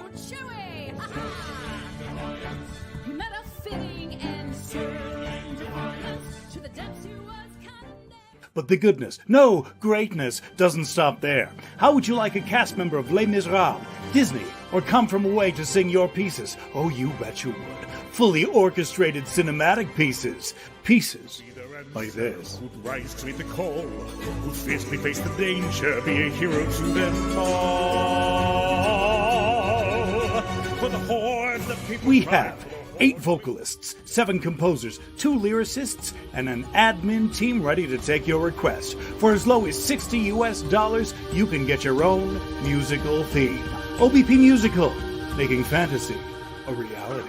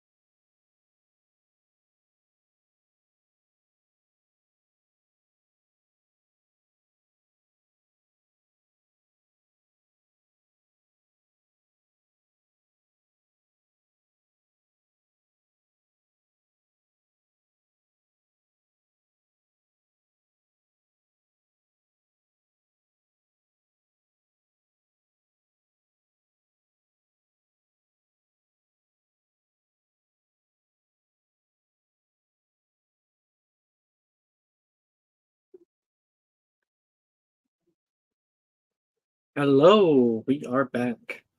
Hello. Hello. Hello. Okay. Miguel, why was your microphone so high up? So I can move my head forward, you know?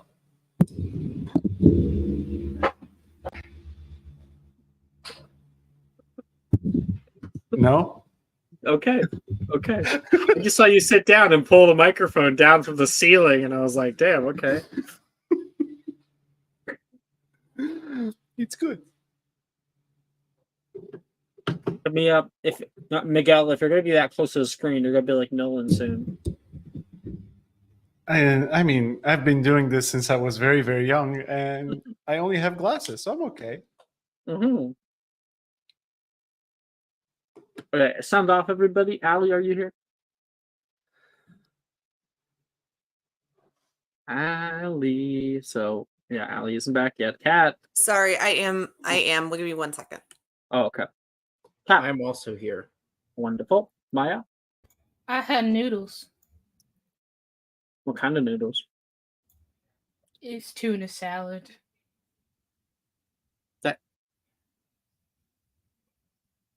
Okay.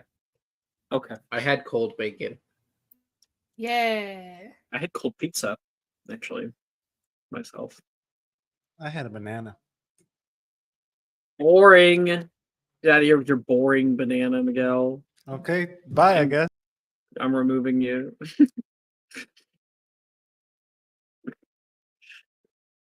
All right. So, everybody.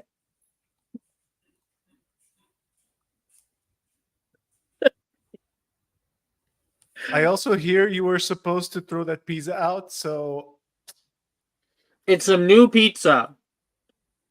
Honey, I bought a new pizza last night, okay? I don't know if I trust you. I probably did. This is a new pizza. It's fine. It's last night. I got it last night. Mom, Dad, stop fighting. There's a crane off screen bringing his mic down.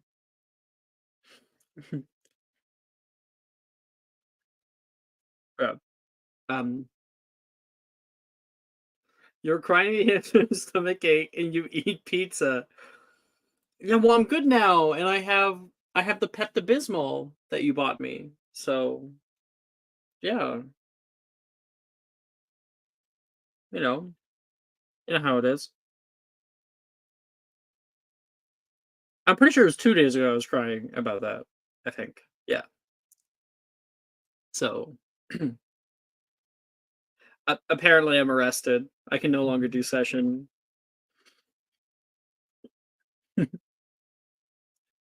Care of Magical Creatures class is coming up, and I believe everybody but Alice is in this class. Yeah, I'm not in it. I don't know about Nettie though. I guess to have the dog probably. It's this or Muggle That's a Studies. dog? Yes. No, it's not. Yes, it is. That's something, but that's It's not a a dog. dog. No, it isn't. The world's ugliest dog, but it is a dog. Nope, it's not. You're mistaken. That's an error. That's a 404. Me and my son are in this class. There's a freak of nature. It's not a dog. Camille's gonna love him, by the way. I'm not. So Nettie, you are trying to follow to the best of your ability your class schedule, and you can see Care of Magical Creatures class, Care of Magical Creatures classroom, ground floor, Oxford building. A bunch of people are passing by you in the halls, and you're kind of looking around trying to find anybody to help you. And you are able to see, you just so happen to run into Anne on the way down on the viaduct bridge. So, fun fact, Nettie is not reading that. She can't read.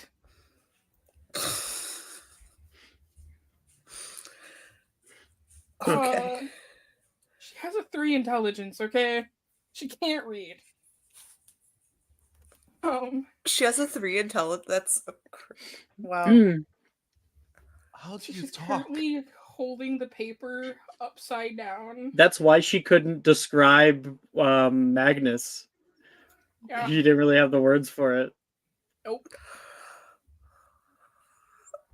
That's very funny. Yeah, I think Anne is also reading. Well, Anne is reading as well, and maybe they collide. Oh, sorry. I'm sorry. Oh. You're the new girl. My name's Nettie. Not new girl. Mm-hmm. Huh. Yeah, of course. Anne, nice to meet you. Well, goodbye. Anne tries to kind of. Wait. Wait. She's gonna take off after Anne. Yeah. Oh, Anne would stop. What? Well, we can like walk and talk. We're moving through the Oxford building now. We've like entered in, and Nettie kind of jogs in behind you. And I can't read the pictures on this paper, and so I don't know where to go. No one's stopping. You can't read the map? What's a map? Uh-huh. Where are you trying to go? I don't know. Okay. Is she holding the schedule? Okay, Yeah. okay. Anne's gonna look at it. She's in your class. Yeah. It seems. Well, it looks like you and I are going to the same place. So we're going to Care of Magical Creatures class. Oh, okay. I'll You have can- at least one friend. You can follow me if you would like. Okay. And Anne's gonna kind of take off in the direction that they're supposed to be going today. Because I think it's in a classroom today. It is. It's on the right-hand side of the Oxford corridor. We'll have cameras up at the top. And far down, kind of across from the Muggle Studies showroom, there is the Magical Creatures classroom, which you have never been in, ever. You've always like out and about, field trips and stuff with hands-on stuff, and the door is open. As you walk inside, you can see many other people have started to gather here. And at the back of the class, there is a very, very tall man, 2 times as tall as a regular person, about 3 times as wide. And we are nearing the 4th year, so we do kind of see where many changes are starting within. Like we're kind of changing age a little bit more. It might be good to go over actually sometime, but if I show off Friday morning Hagrid art. By the way, Maya made all of these arts. Oh, that's awesome. I have spied on Maya's mid-journey page previously. Oh wow! Oh my goodness, Miguel! Oh, wow! Oh, You'd find a lot. Maya uses it all the time. I am aware. Oh no! Oh no! You saw me up. Sorry if last that's night. invasive. No, it's just so funny. Miguel is a little stalker. That's how it is. But it's Okay, done with love. wait. Let's not just stop there. I was trying to make art for Camille, and I was like, who are some people in the server that do a lot of art? So I just started researching. And Maya is one of those people. Maya's probably the best mid-journey like prompter that I've ever found. Yeah. See? So I'm right. Oh, Carry boy. on. This look you're making right now is not helping your case. I learned how to do it. So I was just okay. It's Hagrid, extremely Look, possible. Hagrid. Extremely Look, Hagrid's possible. here.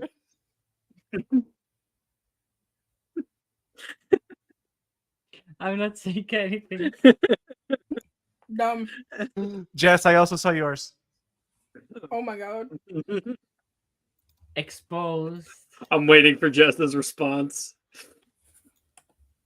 Do you see this? No. The answer actually is yes. I did. I actually have it saved up. Okay. Not weird. It's to look at prompts. It's not like something invasive, I hope. It's for work purposes.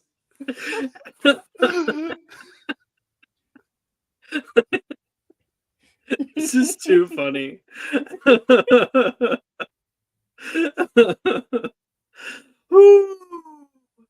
Miguel, take an inspiration just simply for giving me a really good laugh. In fact, everyone's done really well. I'm giving everybody an inspo. Inspiration for stalking. Thank you for that Yes. positive Reinforcement. what's it called? Yeah, Thanks positive for the reinforcement. I will continue Miguel. doing it.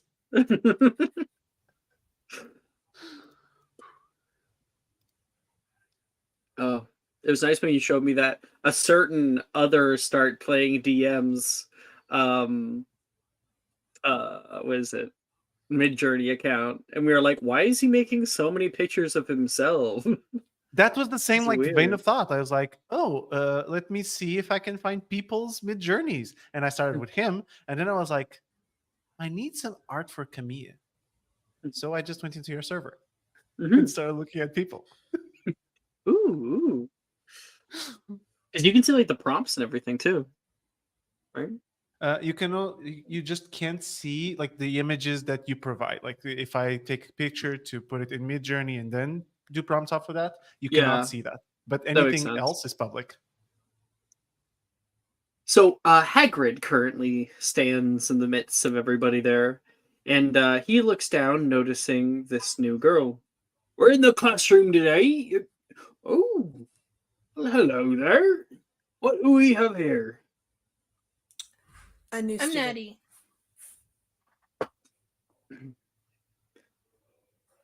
Sorry, Nettie answered, but Anne, did you answer too? She did. She was worried that Nettie wouldn't say anything, so she said a new student.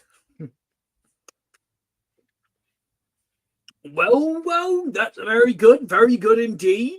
Many of our students keep a pet or two. You have one? She does the little kid thing of like turning around really quickly, and you can see on her back is one of those like clear cat barrier backpacks where you can see inside to see the animal. Ugh. The scratch marks on the inside of the glass. Mhm. Anne This is is my- visibly disgusted. This is Logan. Oh, hello there. What a handsome little lad you are. He comes down and like puts his finger on the glass, and you can see Logan like try to bite his finger as it comes close to the glass. And he goes, "What a cutie!" Mhm. He turns around. Oh, we're going to be learning about different quintuple X-rated beasties today. So, Nettie, and take a seat anywhere. One of the 4 tables here. Okay. Now, can anybody please define for me quintuple X-rated beasts? What's that rating? Hand. Miguel gets the D4 because I saw his hand in real life come up first. So everybody can make a magical creatures check. I don't think anyone's gonna beat Kumia. My rolls are famously not good, so Natural 20. Oh, Edgar, really? Nice. Yeah. Yeah, Natural and 20 Kumia good, rolls a good. 12 and gets a 23. technically higher than Edgar's roll, which is funny. But yes, Hagrid looks around the room. Mr. Newball, I know you know this one. Let's give it to somebody else, shall we? He looks around. How about Mr. Coleman? So I guess I kind of have to, send to you the answer. I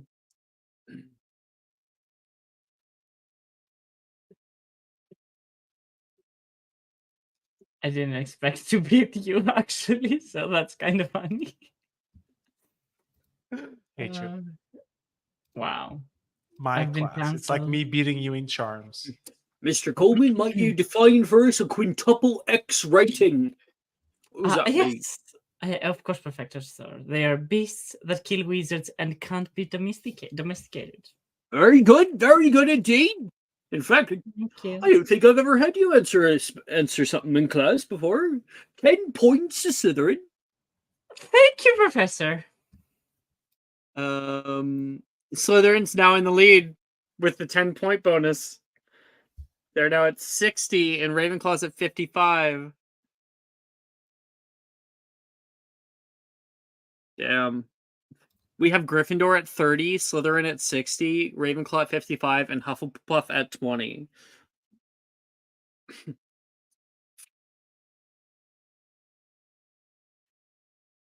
Well, all around the room are a few odds and ends taken from various magical beasts. You are to tell me which part goes with which quintuple X-rated creature.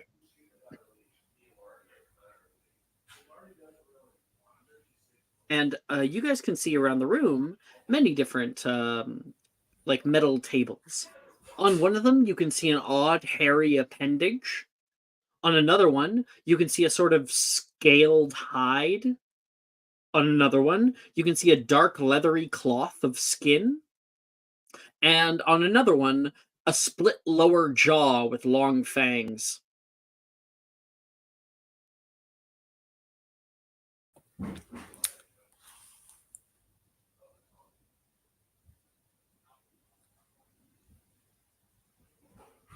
Nettie's going towards the hairy appendage.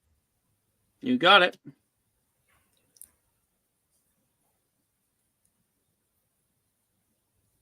Could you just describe them again? Sorry. There's a hairy appendage, a scaled hide, a dark leathery cloth of skin, and a split lower jaw with long fangs. Edgar's going to go to the jaw, yeah.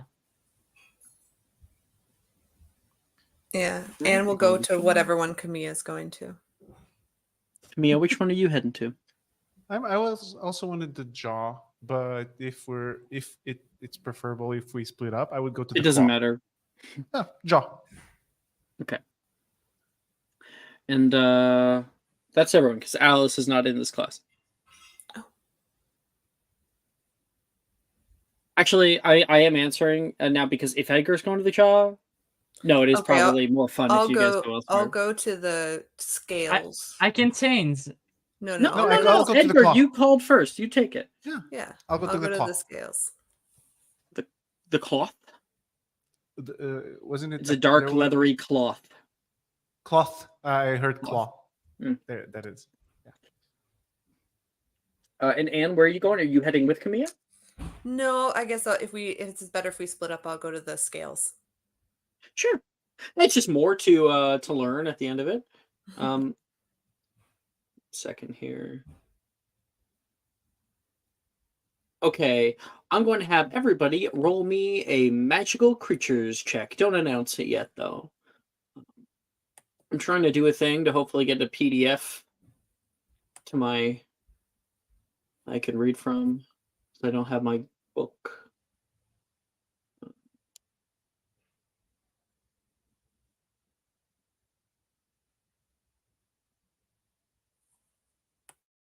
Huh. Did not send? Oh yeah, should be sent to this one.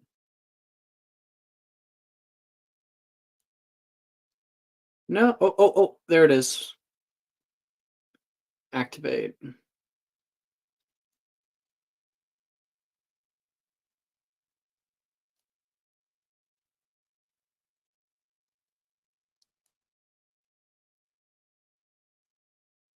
Oh, come on.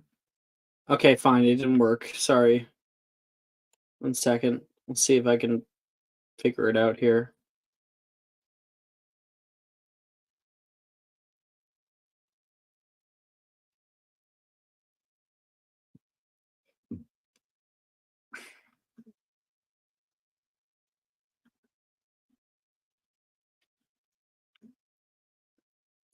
Damn it. Sorry for the technical issues.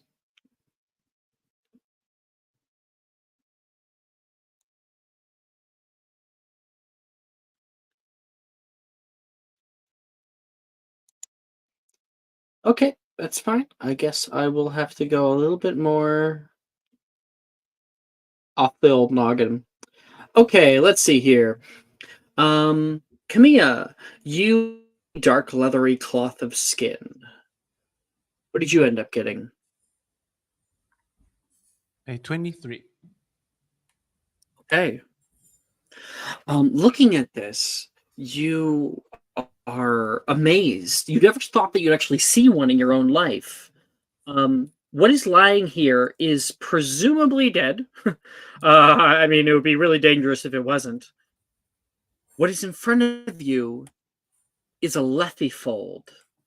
They are a quintuple X-rated creature. They are known for killing. And allow me, please, to send to you a picture of a lethifold when they're alive.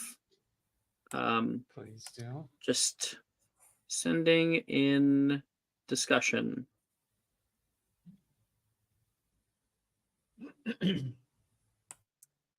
Oh, cute.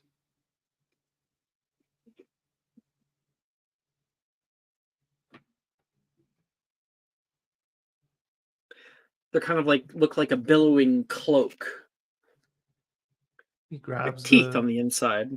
Yeah, the cloth to see the teeth on the other side. Oh. They look like little philia or even almost like fur from a distance, but you can feel they're hardened on the inside. There is a internal sort of beak deep within on the underside. And you learn something about lethifolds. So, lethifolds, also called a living shroud, is a carnivorous and extremely dangerous magical beast. It's considered a dark creature or a specter because of its extremely aggressive and violent nature. Now, the lethifold resembles a dark black cloak, roughly half an inch thick, and appeared slightly thicker if the creature had recently digested a victim. It can glide across surfaces, an unknown form of locomotion, and it attacks mostly at night when targets are asleep by suffocating and digesting them. Because of this, very few like true lethifold attacks and recounts exist, since they normally kill their prey. They normally succeed. The only known effective method of protection against the lethifold is a Patronus charm, similar to that of a Dementor. This was discovered by Flavius Belby. There's a bit of a story about him. So, the only known survivor of a lethifold attack was the wizard named Flavius Belby in 1782. Belby was on holiday in Papua New Guinea, and he managed to repel the attack because he was not fully asleep at the time. After unsuccessful repelling attempts with various spells, Belby managed to conjure a Patronus at the last second, causing the lethifold to release him and slink away. Previous victims had apparently been unable to do this because they were either asleep, were muggles, or unable or did not think to cast a Patronus charm. It is virtually impossible to determine the number of lethifold victims, as the creatures leave no clues to its presence. Much easier to calculate, however, was how many people had faked a lethifold attack for their own reasons. One case of an individual attempting to fake a lethifold attack was Janice Thickley, who disappeared in 1973, leaving behind a note reading, "Oh no, a lethifold got me, I'm suffocating." Because of this and his empty bed, Thickley's wife and children began mourning him. However, he was soon discovered living 5 miles away with his mistress of the Green Dragon pub.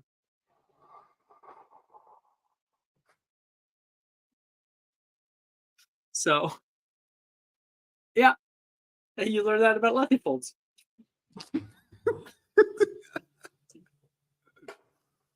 Okay, I got another excuse for when I want to leave my bed. Good. Okay, Edgar, what'd you get? 12.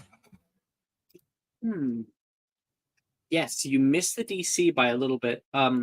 Oh, I need to make sure that I get these grades in. I wasn't actually putting grades. Camille, what did you roll? A 23. Okay, cool. So you keep your O. Edgar, you had an O, so you'll just go down to an E.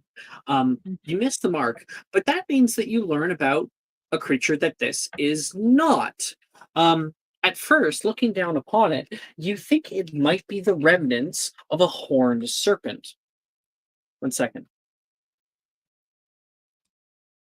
Let's see if I can shoot. 1 second.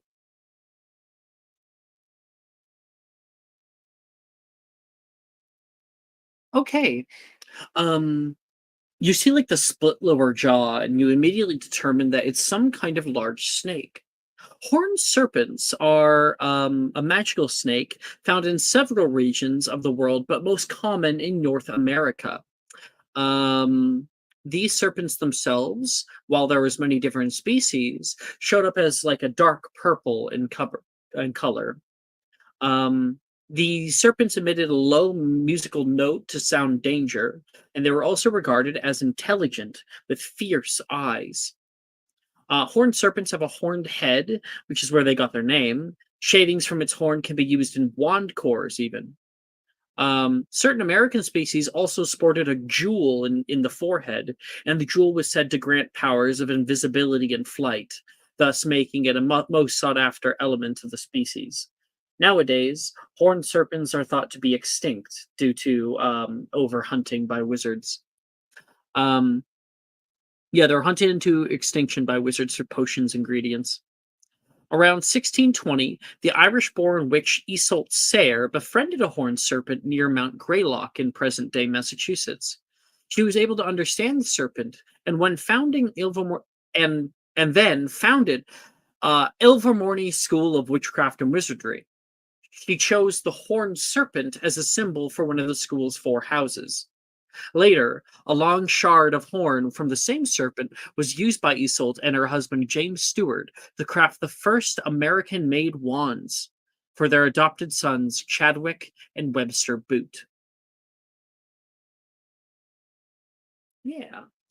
That's so cute. However, when you get your homework back in a week, you got it wrong. This is, in fact, a basilisk jaw.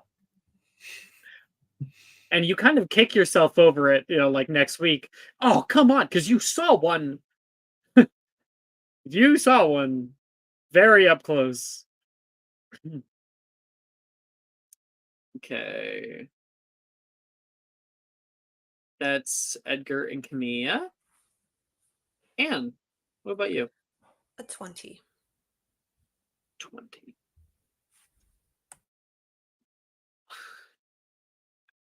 Okay. With a 20, you were at the scaled hide, right?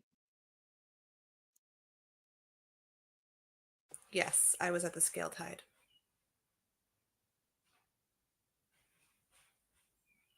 Hey. Looking down at this, at first you're like, is this a large fish? Maybe an alligator? And then you recognize something. Something about it speaks to you. An experience. I think we did in this game, or maybe we didn't. I don't remember. Did we fight a dragon? No. Never mind. We didn't do that this time, this go around. You can see these huge scales look like nothing else, and flipping through your book, you're able to find a similar depiction. The scales themselves are green. This is dragonhide. Awesome. Oh. And you get to properly identify it as the common Welsh green. So, amongst dragons, of course, have earned their name and their reputation as fearsome things. They almost were hunted to extinction a long time ago, and some magzoologists wanted to preserve the species for various ecological reasons, and have developed all around the world different dragon reserves that dragons now stay in. Um, so, 1 second. There's some stuff to learn just about dragons before we get into the Commonwealth screen. So they are giant, fire-breathing reptilian beasts, of course, just like normal. They are impossible to train or domesticize. However, people who do keep them are called dragonologists. Um, their eggs are a Class A non-tradable good. You are not allowed to do so unless you are specifically a dragon dealer, who is able to do that. They have like specific rules. Um, in early life, dragon eggs come in many, many different forms. Allow me to actually show you exactly what every dragon egg looks like. Sending.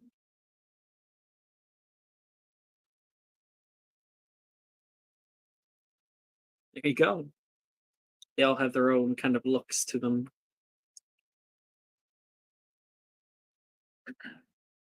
That is canon.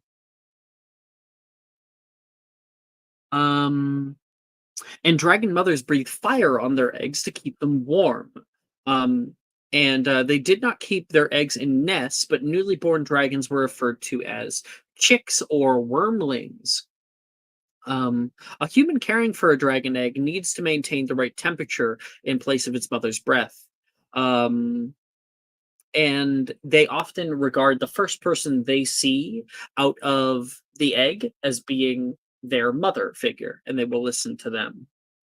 Not much is known about dragon behavior. However, it seems that the Chinese fireball breed of dragons, females are generally larger, dominant over males. Do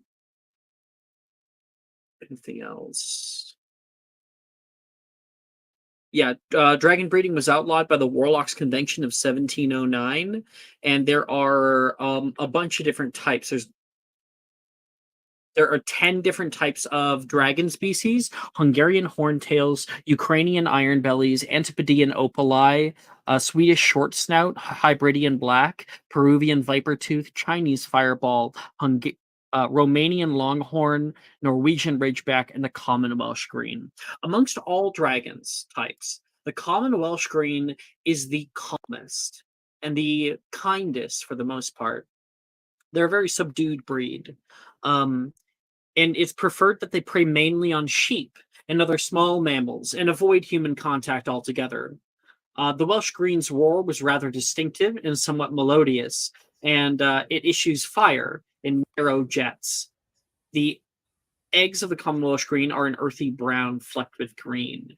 And there is one known instance of a common Welsh Green attack, and it was very bad.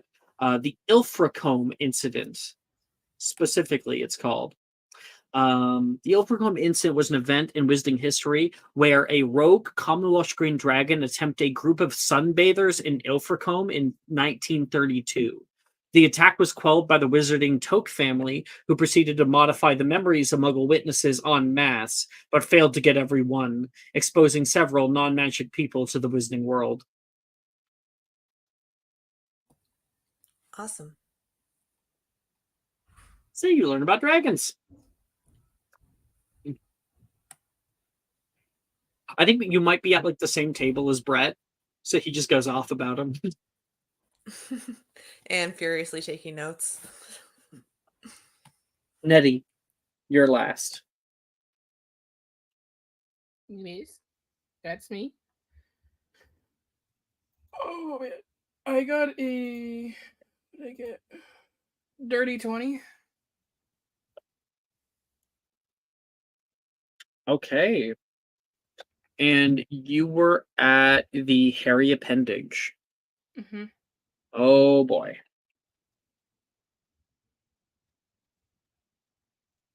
Second. looking at this odd thing.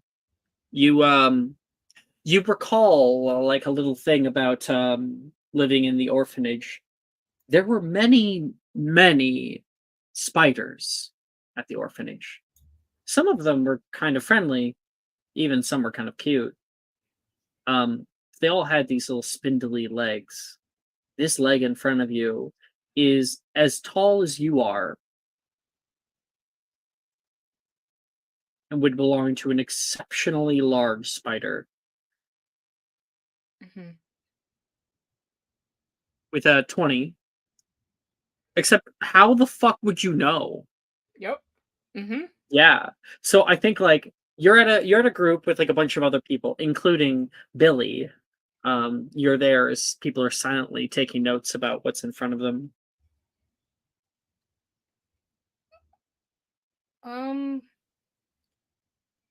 Why is this spider leg so big?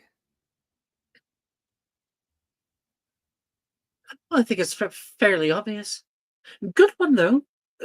Counting it as an arachnid, Billy says. I'm Billy, by the way. Oh, it's nice to meet you. Also, what's an arachnid?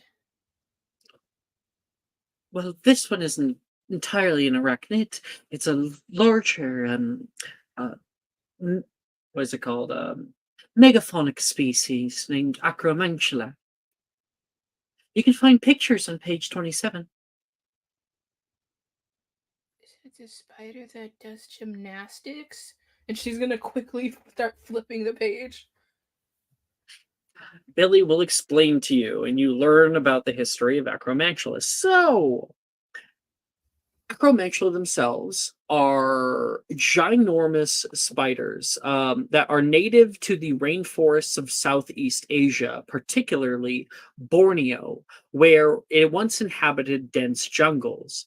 Acromantulas are believed to be wizard-bred species, designed perhaps to be guarding dwellings or treasure hoards.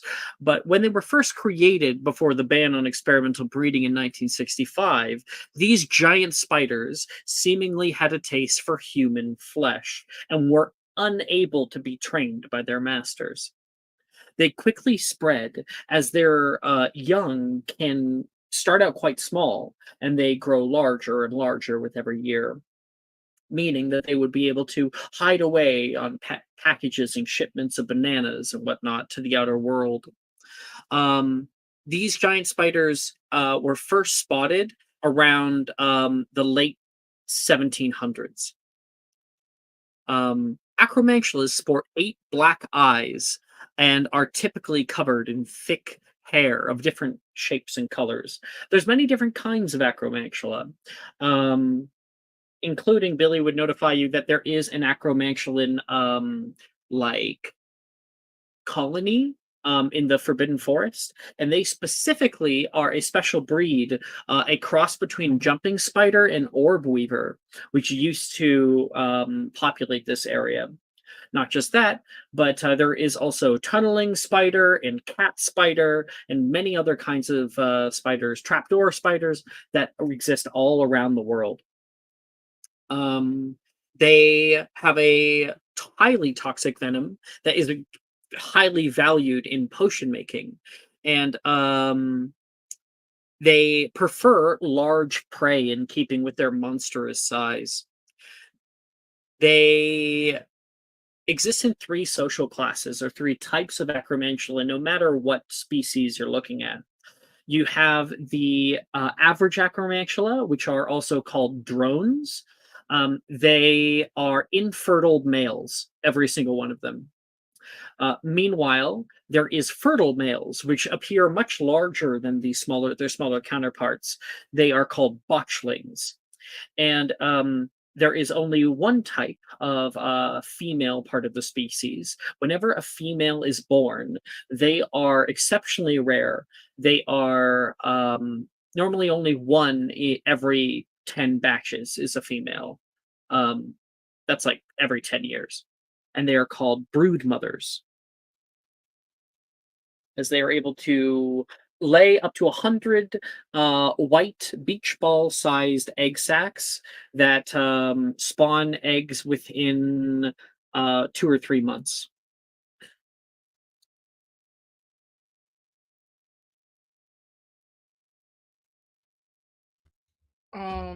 Nettie is going to take her book and go over to Anne. They're also capable of human speech. Mm-hmm.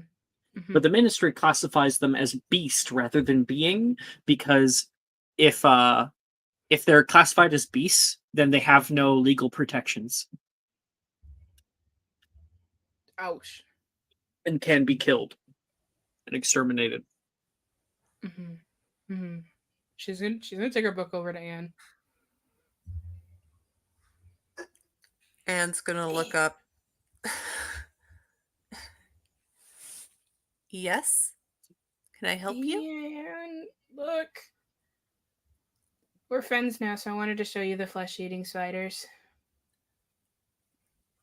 She shows you a picture on a page, and I actually have that picture. Sending in a second. There it is. Warning for arachnophobia. Next 5 seconds. This is the illustration in your textbook. Horrifying. Mm-hmm. Mm-hmm. I think it's kind of cute. Anne glances to the dog, in quotes, in the back of in her little backpack, and yeah, that doesn't surprise me at all. This is the scales of a dragon. I want one. That wouldn't be a good idea, based on what I've been reading. Oh. Well, I was gonna ask if I could sit here. Yep. Since You we're can like sit- best friends now.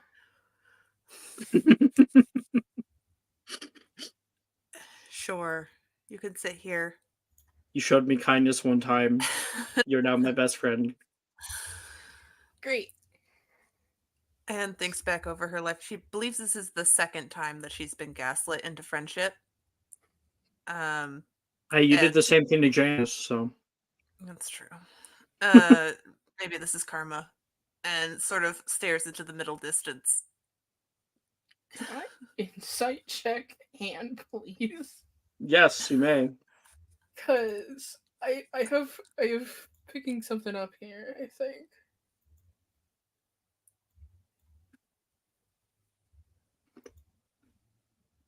$21. You 1 second, I'm just gonna message something to you.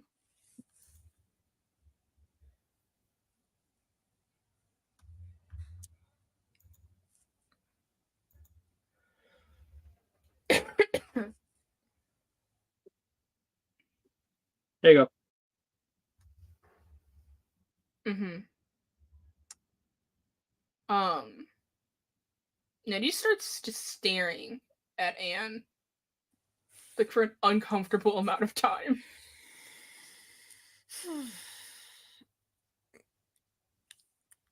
Anne's gonna look over her shoulder to see if there's someone standing behind her. And yes? What are you jealous of? What? You're jealous of something.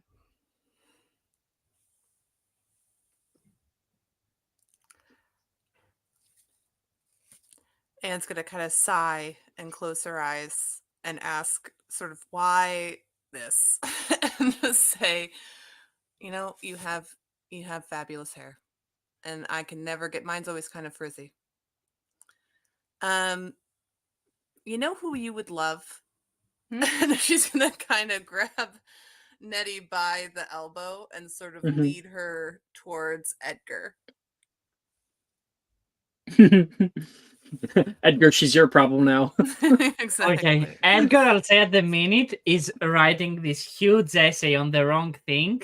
And he's so focused on that. He's like, oh, I got this. I'm getting a no. He's so And? high. Edgar, I would Oh. love for you to meet Nettie. Oh, hi, Anne. Hi, Nettie. Nice to meet you, I'm Edgar. Hey, Edgar. She'll shake your hand. And out of character here, a little pause. Mm-hmm. You did a very good job, both lying and then immediately deflecting. So I'm gonna give you advantage on your deception check. Oh, I have to. Okay, got it. Cool. Mhm. Cool.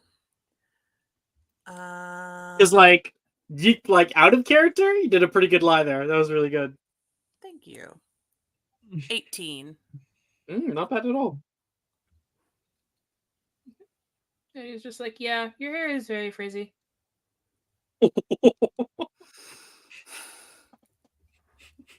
So, you're the new student. Mhm.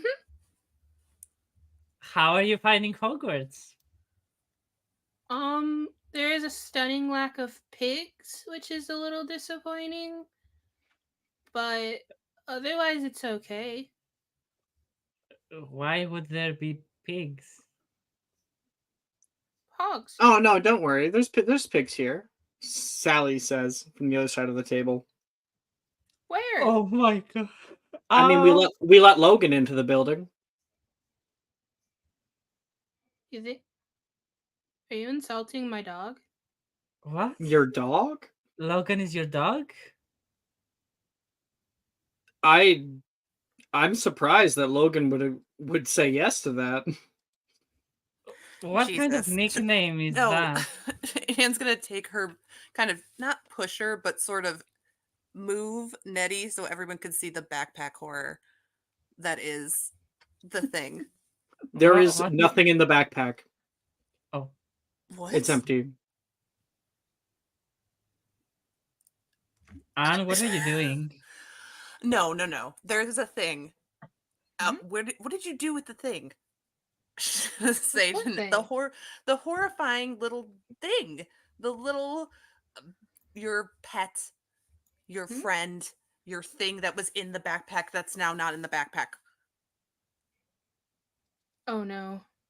Oh no. She's gonna What's quickly happening? take off her Oh, bag. Jesus. Anne's gonna get on the table. Uh-oh. Oh no. Guys, hello? You can hear a distant growl.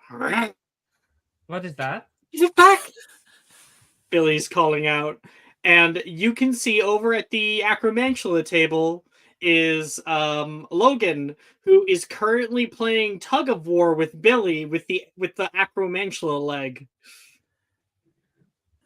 What is that? Is that a new beast? That's my son. What?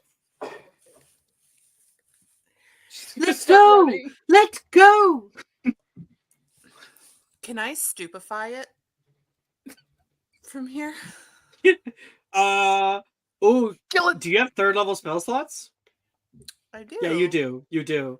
Yes, you can. Wait, I think Stupefy I has have to it be locked upcast in. at 3rd level in order to target beasts, I believe. Oh, okay. Can I do it or no? Mhm. Okay.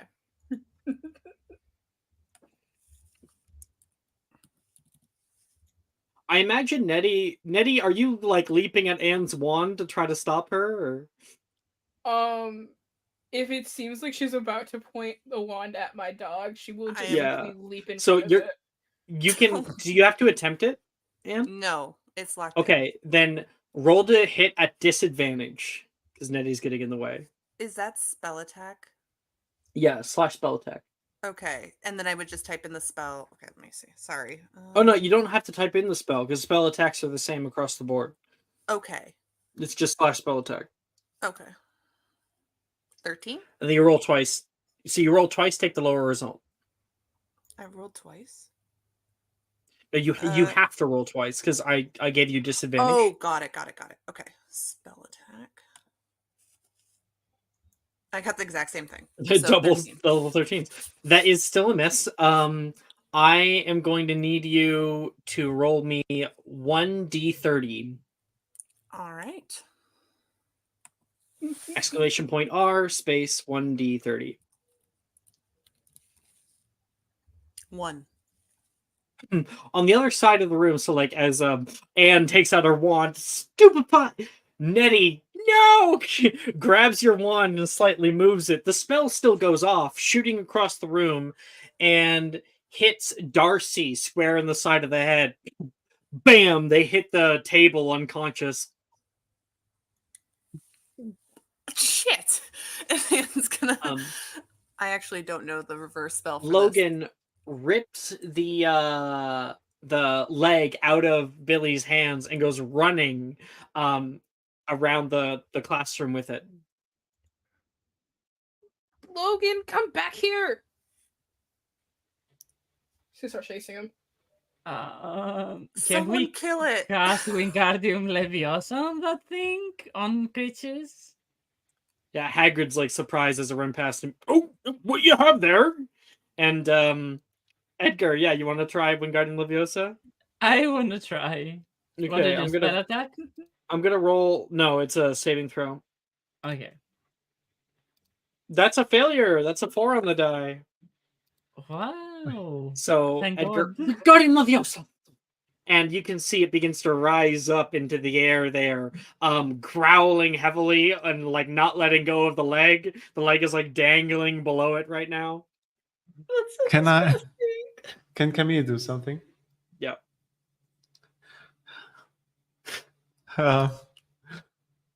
Camille will try to Veraver to this new magical creature. Distant spell. What's so it's no longer a roll to hit. I'll roll a wisdom save for it.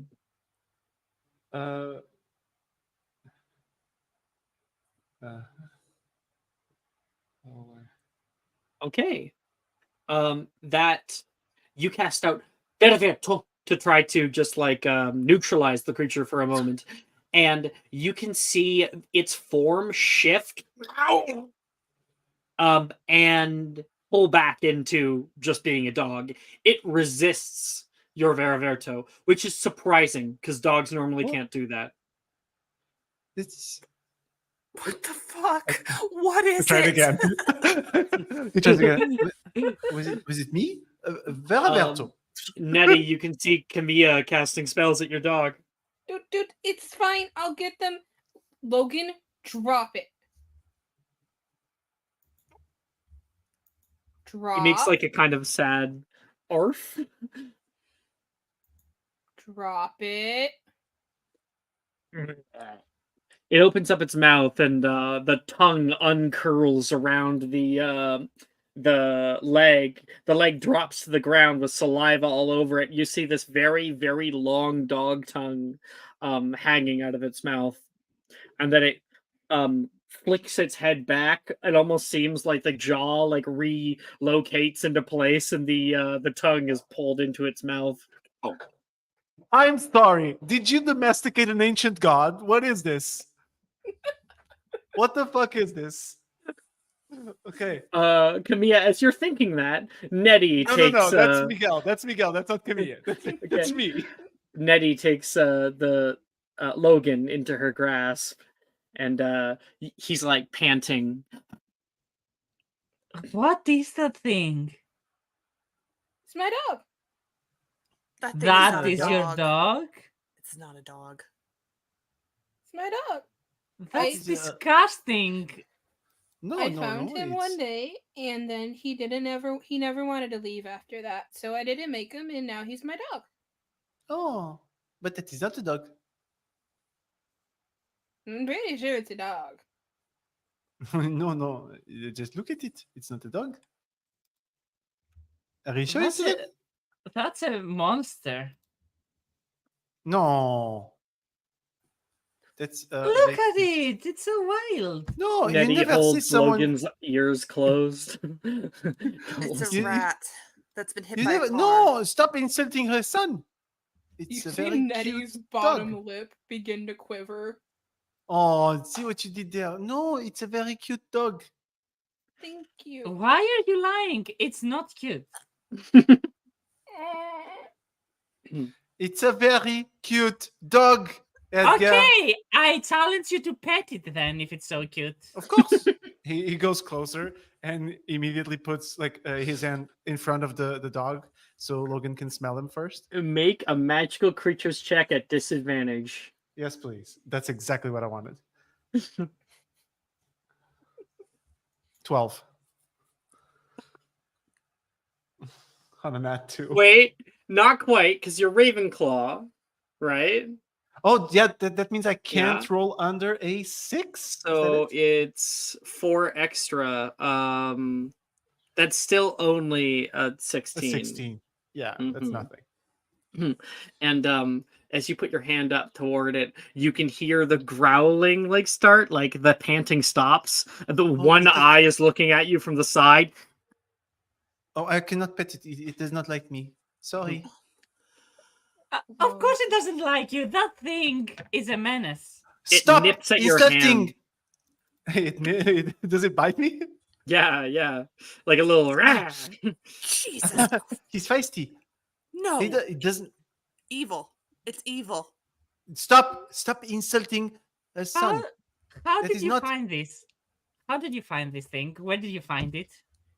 You do not have to answer, Nettie. You do not have to answer their questions. They are being rude right now, and they should stop and mind their own business. Poor Logan. Jess wants you to add a d4 to your magic creatures check. Oh, I also have it just because of what's it called? The Our club. clubs, right? Yeah. Oh, it's a 2d4. Oh shit. So that would make it a 23, actually. Damn. Okay. So you go over, like the growling starts, and you're like, I'm gonna just keep going. You stop there for a second, the growling stops and goes down, and then you put your hand up and touch the leathery, sun-kissed skin of this dog. He has a very different type of skin. Out of character, this is so hard for me. In character.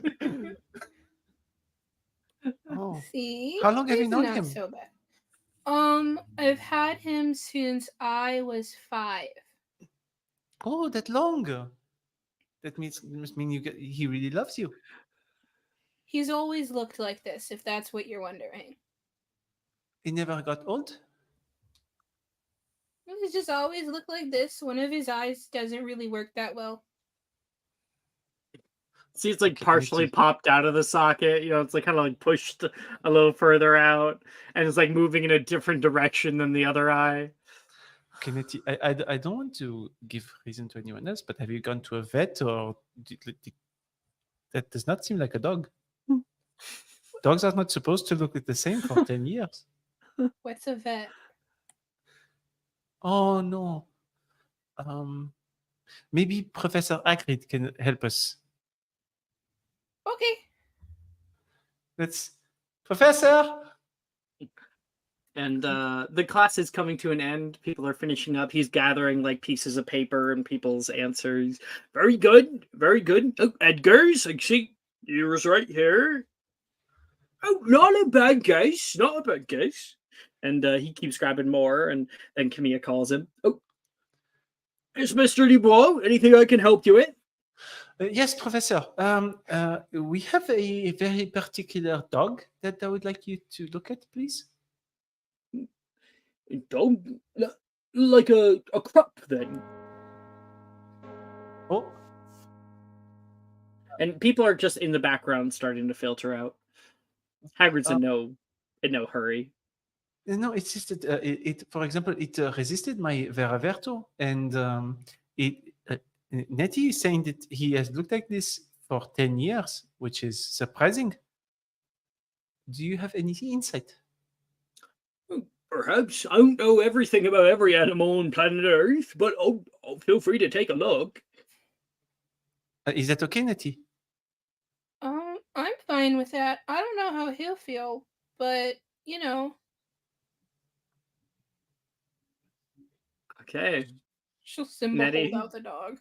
You hold out the dog, and like Logan's legs go like straight, like what are you doing? Kind of like Simbaing him up toward Hagrid. Hagrid goes down, and you can see the head pulls away from Hagrid, begins that same growl warning, and Hagrid picks it up with one hand, and immediately Logan is just wily, biting onto his hand, drawing anyone else, it would probably draw blood. It would probably hurt somebody. Hagrid's a giant, so his skin's real thick, and it's biting onto him, and he's taking a good look at it. Oh, a wily one we have here. Calm down now, boy. Calm down. He's still continuing with this. I don't think he's with us right now.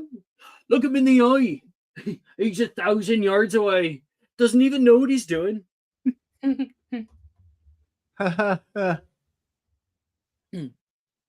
What was your question? It resisted my Veraverto, and it looks very particular.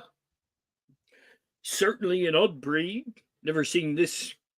Perhaps just a mutt, maybe. Does have an odd skin rash here. Never seen anything like it, he says. Here, I'll give you back to your mummy. And he hands back into Nettie's grasp, and it immediately changes into this nice lap dog. He's a good boy. Thank you, Professor. That was Edgar, helpful. You noticed that Hagrid's bleeding on his arm. Are you okay, Professor? I'm sorry? You're bleeding. Oh, there. Well, he's got quite a jaw strength there, he says, and I'll just go get a plaster. I've never seen you bleed before. Are you sure this thing is safe? Oh, nothing that doesn't happen. I get some kind of injury every year. Count my lucky stars, it's just this.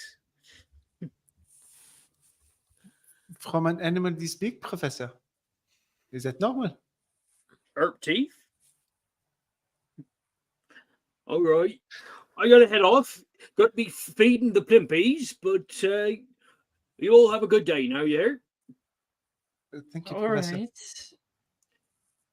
And he has to lean down to get out of the doorway. Exits into the north.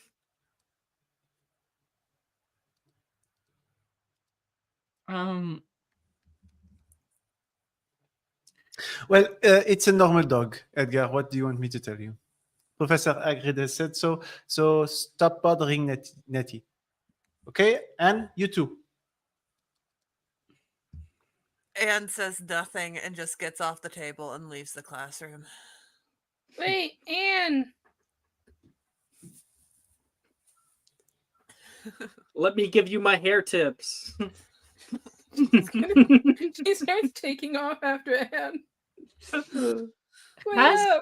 Has the thing ever soured in its life? Did you bathe it or something? She kind of turns back. Oh yeah, no, I've bathed it, and he got really upset about it. It kind of it was weird. It was almost like smoke was coming off of him, and she runs away. Smoke came out of the dog while she was. Okay, out of character. Maybe he was just really dirty. Out of character. Can I ask a question? In the world of Harry Potter, are hellhounds a thing? Hellhounds. There are such things as spectral dogs. Okay. Can I magical creatures check for Camille to think that this is a special breed of dog? Yeah, you can make a magical creatures check. With my D4. That's a 29. Okay. Shit, man. And you have the okay, you already have the D4s in there.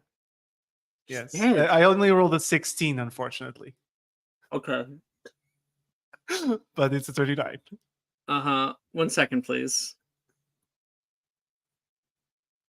Now, this is an idea that you're going to begin to develop Ferment. over time. Okay. Yeah. It ferments for a little bit, but where is I think Next Jess gave you season. another D4. Another just D4? give you another D4 So just at to least make a it a full 30? 30. Mm-hmm. Oh my god, Jess. I will never look at your mid journey again. That's a 1, so 30. Mm-hmm. You only needed 1 to reach that. No, it couldn't possibly be. And I sent it to you.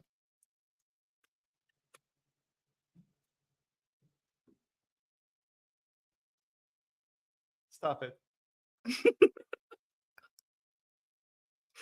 They come in a lot of different shapes and sizes. Oh. It's a dog. That's not a dog. Smoke doesn't come out of dogs when they are put in water. She probably had some candles while bathing the dog, probably, and didn't see that In the smoke was coming water? near, like in the bathroom. What Because, is you this? know- You know what this is. You deal with animals all day. What is this? I do. It's a dog. Professor Hagrid said it's a dog. It's a dog, and he's actually offended because he doesn't know. He doesn't believe it's a dog, but he doesn't know. Can I insight check? But Camilla can make a deception check at advantage because he's not fully lying. Exactly. This is basically like he doesn't believe what he thinks it is. But Natural fortunately for 20. Oh shit, Edgar. Huh. Yeah. Yeah. Camilla, he seems scared. He's starting to sweat when he's telling you that it's a dog. That bastard knows something, and you know it. Why are you sweating? Okay, why? Huh? What is the thing? What could it possibly be that it got you terrified? No. It's the dog. It's a very weird, disfigured, and sensitive dog. No, there's no way a dog would make you feel like this. I'm not going to let the matter drop, so you can just tell me. I know Okay. you know something. He'll turn his back and walk away. Wait. Actually sweating, Oh. actually like grabbing onto his books and looking at the ground. Oh, Camille. No. Why are you not telling me? It's a Just tell me dog! why. It's Tell a me dog. why. Tell me It why is a you're not dog. telling me. Shut And up. that argument echoes down the hallway. It does not stop for the next 3 periods. Yes. Exactly. Alice. Hi. Hi. I'm Indeed you are. You are going to be getting a full free period along with your Muggle studies. Muggle studies was kind of cut short today. It was mostly a assignment. You guys are supposed to be doing a essay on geography and World War One. A quiz about geography and an essay about World War One. You can make a Muggle studies check for your grade. okay.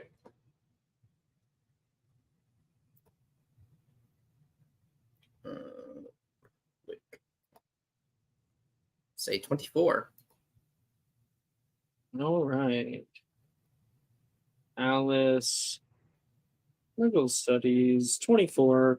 Your grade increases to an O. This is another success and would be the second success toward Muggle Studies proficiency.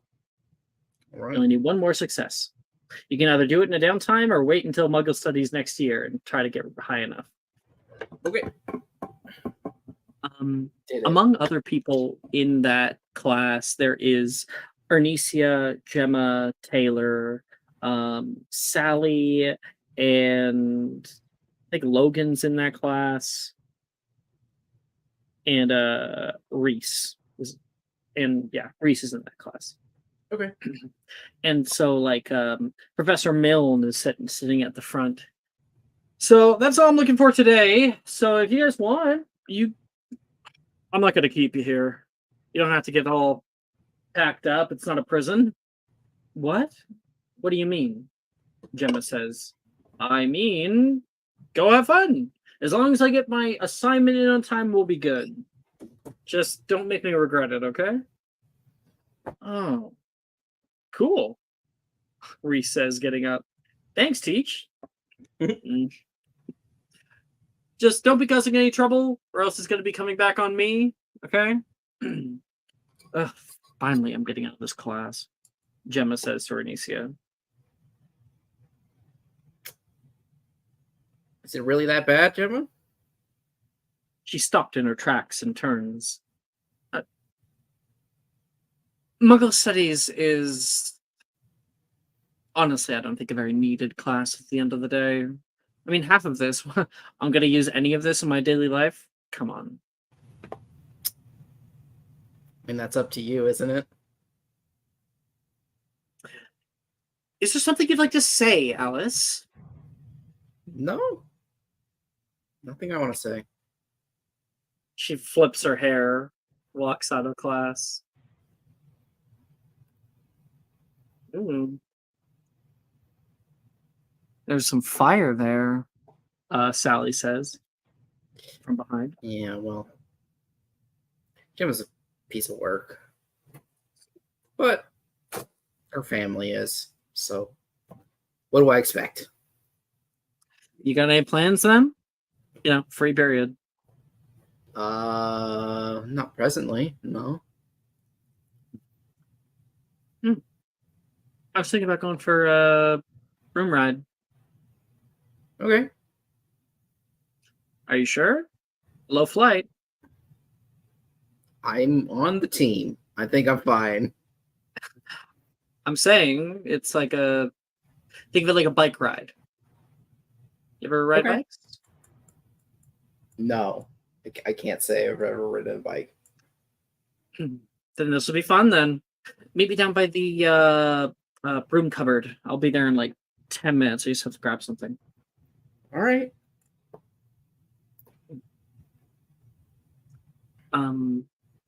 Alice, you head off into the hallway. You can hear inside the classroom across the hallway a high-pitched barking, yelling, and spells being thrown. I'm not going to get involved in that. No, thank you. No, thank you. You walk out the north side of the building into the herbology courtyard, where you can see rows upon rows of herbology greenhouses. Nearby, Professor Sprout is watering some flowers that dot the exterior. Hello there, Miss Reese. Hi. Shouldn't you be in class? Millen gave us the okay to walk around. Goodness, Garrett. I mean, he's doing a good job. I think he didn't want to keep us cooped up. So we're taking a little stroll.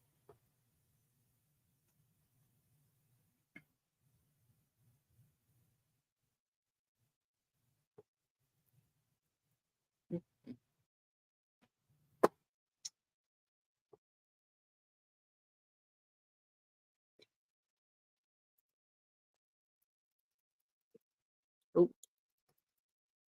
I'm back. Can you guys hear me? Okay. Yep. Wonderful, wonderful. Sorry about that. Little Wi-Fi troubles. What was the last thing you heard from me? Sprout being like, goodness, Garrett. And I said something to the effect of like, I think you just don't want to cooped up, so it's all fine. Oh. Doing a good job. Sprout says, if you ever need something to do, I have plenty of chomping cabbages to feed. Oh. How bad did they chomp? What did you say? How bad do they chomp?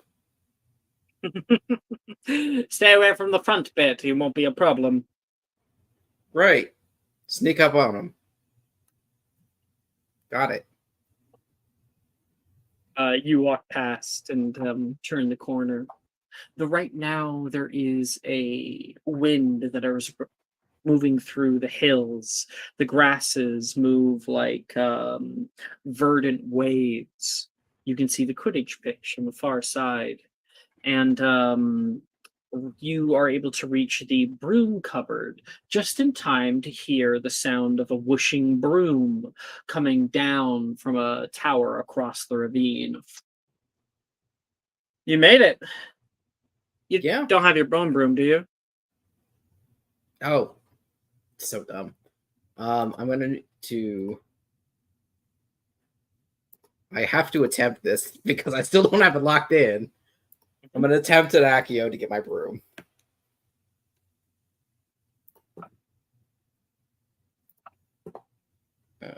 Rolling. Attempt. Accio. We got it. 21. We're good. So, you're like, yes, I do. Accio, my broom. And you hear a loud clattering noise from inside the broom cupboard. Out here, it's like a shed on the side of the building. You can actually see it on the ground floor map, on the left side. And you hear a bunch of brooms clattering to the floor. Oh. Something hits the door. I didn't. I should open the door. Should open the door. Grab her broom. You open the door, and the broom that was currently stuck like glue to the door detaches and hits you right in the chest. Ah!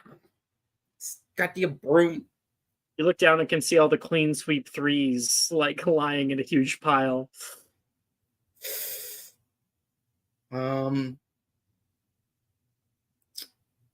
Sally, if anyone asks, there was an earthquake. Yeah, earthquakes in Scotland. Very convincing lie. Come on. You try to close the door, and the door won't close anymore because now there's brooms in the way, and fuck. Okay. You take off over the hills. What kind of broom do you have? I think I have a brain. What kind of broom you get? Sally will ask in character. A brain. A brain? No, What? sorry. I'm thinking. It's just on the side of it. You should be able to see. Let's say something I can read, Sally. Comet, Nimbus, Universal. It's a clean sweep. No fucking way. It's consistent. A clean sweep what? 7. Okay, the 7 series at least. You know what? That broom will be with you for a long time. Look. That much I can say. I'm not moving a lot. I'm keeper, so I need something that will stop and start and won't fall apart on me. Okay? I don't know. I might just end up taking pity on you at the end of 4th year. Wow. She chuckles. And you guys take off into the forest. Oh. Kind of like going dirt biking. You can see the trees parting around you. Sally sticks to a very specific trail that the foliage beneath you is shunted forward by your presence, the displacement of air, like a breeze. You two weave and dip through verdant foliage and the canopy above. Sally does like a little trick, shooting around 3 or 4 trees and then in between others, before lifting up over the canopy and then shooting back underneath. And I would like you please to make an acrobatics check. Okay. Say 10 total. You try to follow the same way. Oh! You end up hitting branch and bough alike. here and there. You try to do the like backflip up into over the canopy, and all that the camera over the canopy captures is like a bird fluttering away. You can hear the thud. Tumble through Branch the moves. yeah. Yeah. And Sally begins coming to a slow stop. You ever been down here? Can't say I have. She's picking like leaves and stuff from her hair. She comes to a stop and gets down off of her broom as you come over. Whoa! You hit a thistle bush? Yeah, you're better at this than I thought you would be.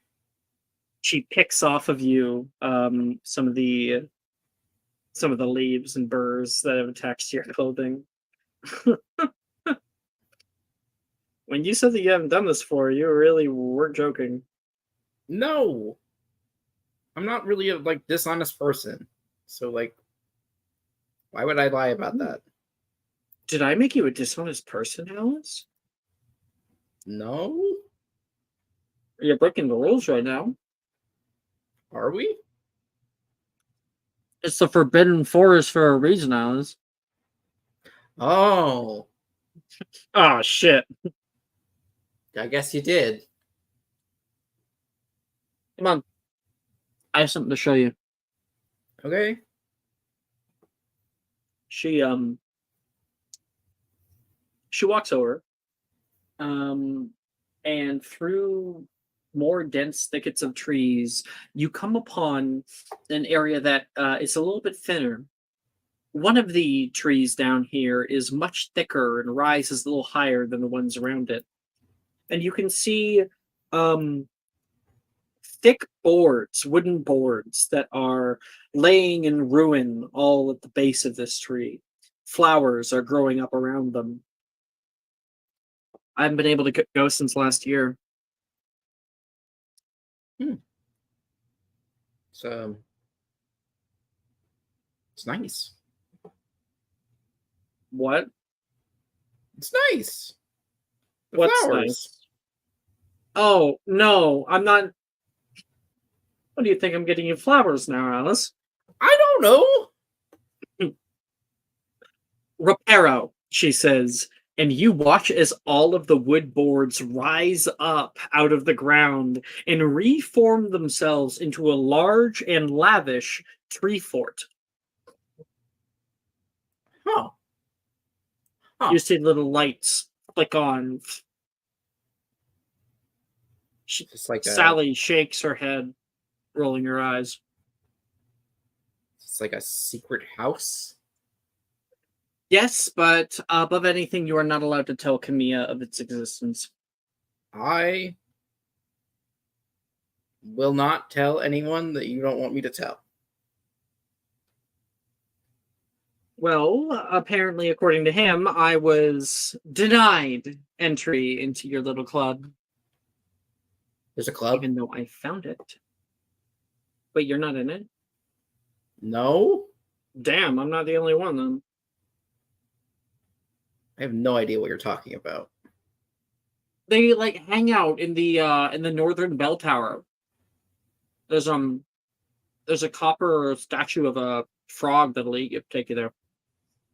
They meet there on like Wednesdays at noon. Huh. They think they're so cool.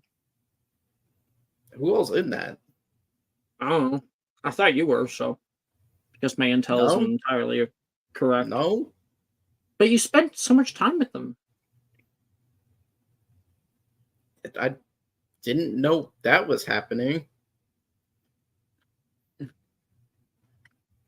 Inside the tree fort, you can see it's pretty well made, a little ramshackled, but complete.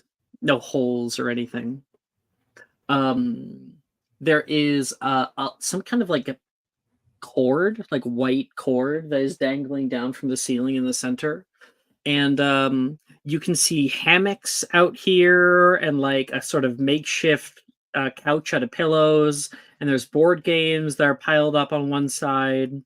And and there is some kind of like climb to a roost. Make yourself at home. So I can just pull this cord, right? Whoa, hey. That's the destruction cord.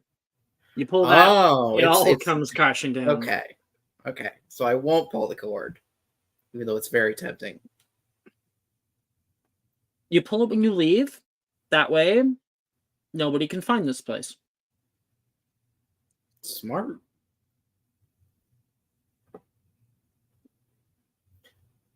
So when did you set this up?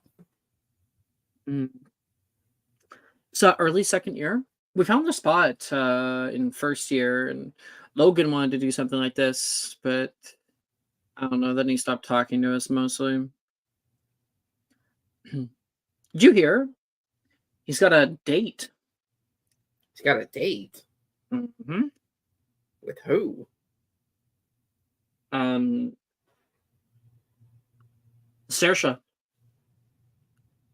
That can't work. I don't know. They're going out for butterbeers or something like that. Huh. My brother's all growing up. I don't know if that would work. What do you mean? It just seems they're just different people, I guess. I don't know. Alice, I don't know if you're aware of this, but we're all different people. You know what I mean. They're not compatible. And what about you?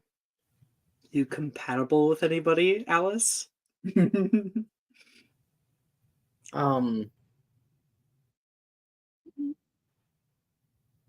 haven't really thought about that. Ooh, okay. Haven't thought about it. Add that to the things that you don't know. What? What? Are you implying something? Not at all. I'm stating a fact. About what? Jelly baby? She says, pulling out like a little bag off of the shelf, and it has like Sour Patch Kids basically inside it. Hey, okay, I'll have your candy. You and Sally enjoy a bit of time together. You end up playing this wizard game that you'd never heard of before, called Belly Ball. It's like this weird board game where you have to like flick around a marble ball,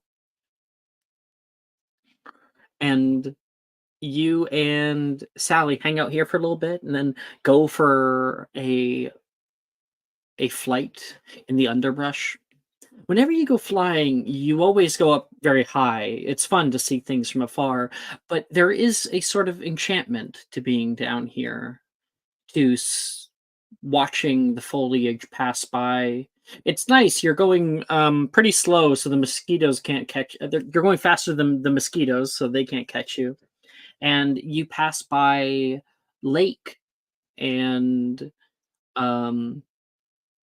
boulder, mountains in the distance, cliffside and cave, and you realize there is so much out here in the Forbidden Forest that you all aren't allowed to see or don't normally see.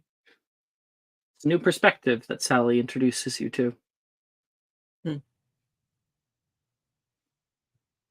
Got any more secret places, Sally, out here? Wouldn't you like to know? Yeah, that's why I'm asking. Maybe you will, but Rome wasn't built in a day, and neither was trust. Fine. We'll be chill for like 6 months, and then next year I'm going to ask the same question. Promise? Yeah, promise. Then next year I'll show you something good. Good.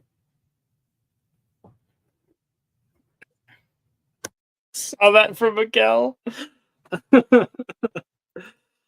Okay. Cutting back to it, we got plenty of other little classes that are going on. Potions is up the next day.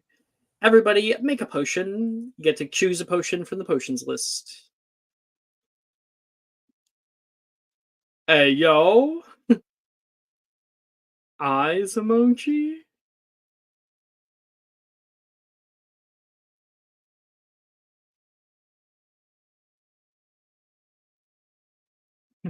Hey, dude. Hold your mom. No, then- it's not like that. We have a D4. Well, I think all of us have a D4, correct, to add to this? Do you? Did someone From the give club? that? Is it the club? No, I forgot what okay. the club does. No, the Slug Club does not give potions. So Got it. every club gives something different, and you can pick specifically what club to take. So Kamiya, for instance, took the Magical Creatures Club, so it gets 1d4 to Magical Creatures checks. Slug Club gives you a triple bonus. No, Yes, not Miguel? Slug Club. Technically, yeah, we did The have a Potioneering potion Club. making. Yeah, exactly. Yes, there is We a all potion making club participating that gives in you most. 1d4 to potion making check. Is true. Slug Club specifically gives you persuasion, performance, and deception check, I think. From the clubs, Something like I that. have magical creatures, herbology, and potion making. And I think more people also did potion making. No. So you only get to pick one. Oh, I bonus. had no idea. I choose Yeah. magical creatures. It's fine because you haven't really benefited from it or anything yet. No, not at all. Yeah. Can I make this potion making check with disadvantage as I just stare at Nettie's bag?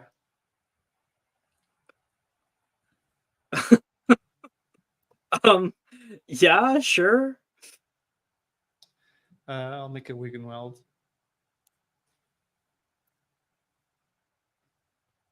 That's a good result.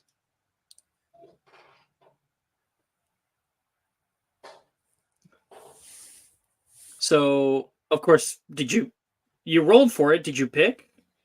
Yeah, Wiggenweld. Wiggenweld. Is that available to you? It's third year. Oh, okay, cool. Yeah. So I'm getting ahead of myself. What did you roll? 17. 17. Are you proficient? With potion making? Mm-hmm. Let me double check. Oh, wait, no, that locks in at 18, so it doesn't matter. No. It doesn't matter at the end of the day. You get a regular Wickenweld, which is capable of waking somebody up from magical slumber. Incredible. Right, I'm ready. Oh, and your grade goes up, Camille. Okay, Alice. I got a 15 for a girding potion. 15 for a girding potion. Okay, so that's going to be a regular girding potion. The girding potion. It's 10 I gotta HP. open up my wands and wizards. Yep, it is temp HP. Girding potion's like really useful, actually. Yeah. Just great to chug before a battle. Potions. There it is. Okay, I got it here. Girding potion.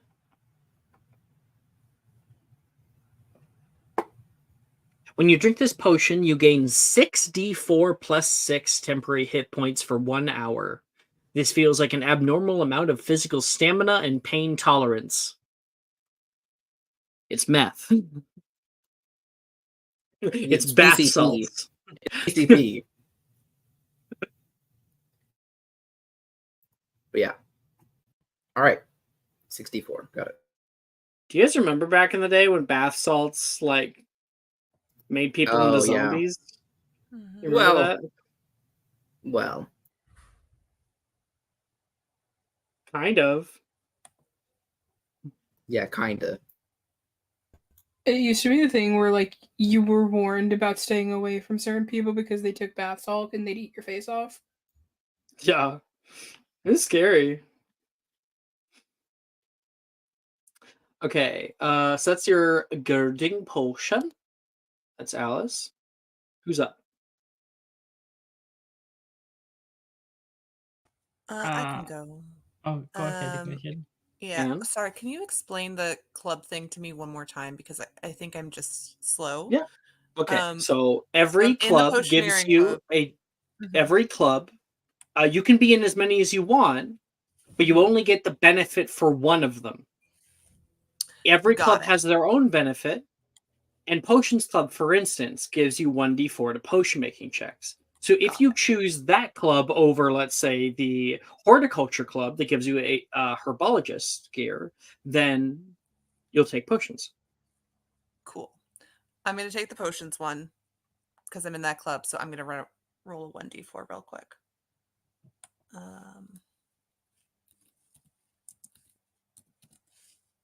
Okay, so that's a 17 for the antidote to uncommon poisons or common poisons. Okay. Antidote. Wait, I think Uncommon's available to you this year, isn't it? Or is it next year? I think it is uncommon actually. Sorry. Let me make sure. Is Yeah, it's Uncommon uncommon. available? Cool. Mhm. Yeah, because it's definitely better. When you drink this potion, remind me the number just so I don't fuck this up. 17. 17. When you drink this potion, this more potent antidote counteracts poisons, and you gain advantage on saving throws against poison for 1 hour. If you took poison damage in the previous minute, you regain all of your hit points lost to poison damage up to a maximum of 30 hit points. Cool. Yeah. Definitely useful. And it only takes a bonus action to drink, just like all potions. And your grade increases to an E, where you got E's across the board so far. Edgar, what about you? Did I already get you? We No. rolled potion and I rolled a 7. I'm going to give you a ruined Wiggenweld potion. Yay! Yay! So we have no idea what the fuck that potion does. Amazing. Oh, and your grade will go down. Just to Of an A, course. though. Oh, that's good. Nettie. Yeah, sitting next to my best friend, and I am making a Euphoria Nettie. potion, and I got a 21. Euphoria 21, very nice. We'll give you an O. Logan's going like if the cat was on screen. Absolutely. Kitty. What's the name again? Bigsby, as in Bigsby's hand. Bigsby. Mm-hmm.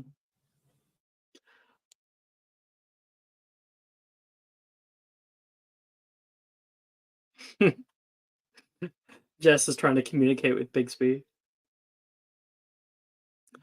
He's hungry. Nettie, you have an exceptional elixir to induce euphoria. So this gives immunity to psychic damage, and you automatically fail. Oh shit! No, I gotta pull it up. I thought I could do it off the noggin, but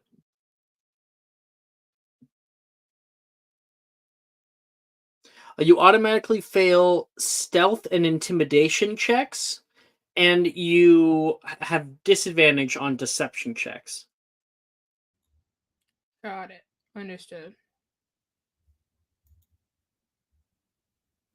Got it. Well, what do we have here, Miss Anne? You brought with me a potioneer. Yes, this is Nettie, Professor. I Anne is furious. Not bad. Not bad at all. In fact, I think actually exceptional. What school do you come from, girl? um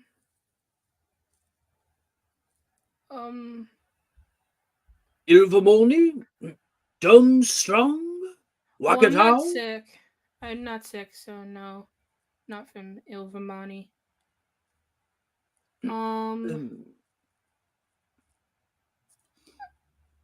I came from a building?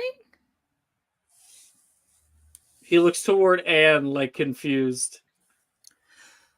She's new, Professor. She was, from what I gather, in the Muggle world until recently. Oh, I was not informed. Well, certainly good for the first try. Keep it up. I expect good things, great things, even. He pats Nettie on the shoulder. And Anne, you get that feeling again. That weird feeling. Yeah. Mm.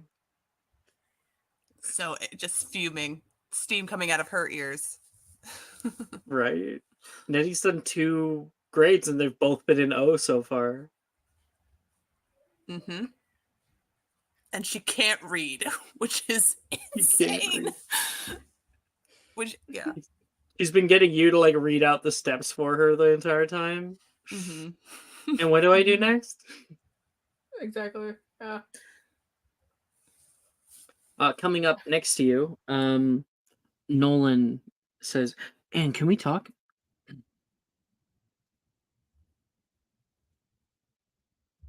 Sorry, it's muted. Anne's gonna kind of glance over. Right now I am helping Nettie read. So Oh, hey, Nettie. Nolan. Hey, I can't read either. haha, have so much in common. Anyway, we're trying to get through this potion actually. Right now. It's kind of important. Are you sure? Are you in arithmancy? Yeah. Okay, I'll see you in there then. Figure of speech. Mm-hmm. For sure. He gets up. Nice meeting you, Nettie. Again. Nice meeting you too. Her eyes squint.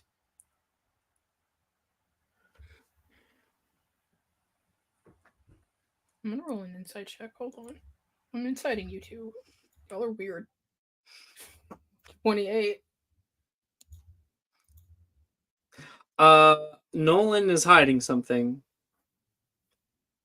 And was nervous. Avoidant.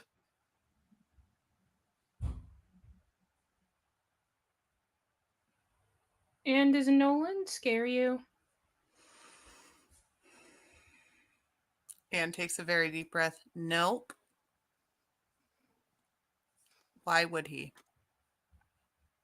I don't know. Has anyone ever told you that you ask incredibly rude questions of people that you've just met?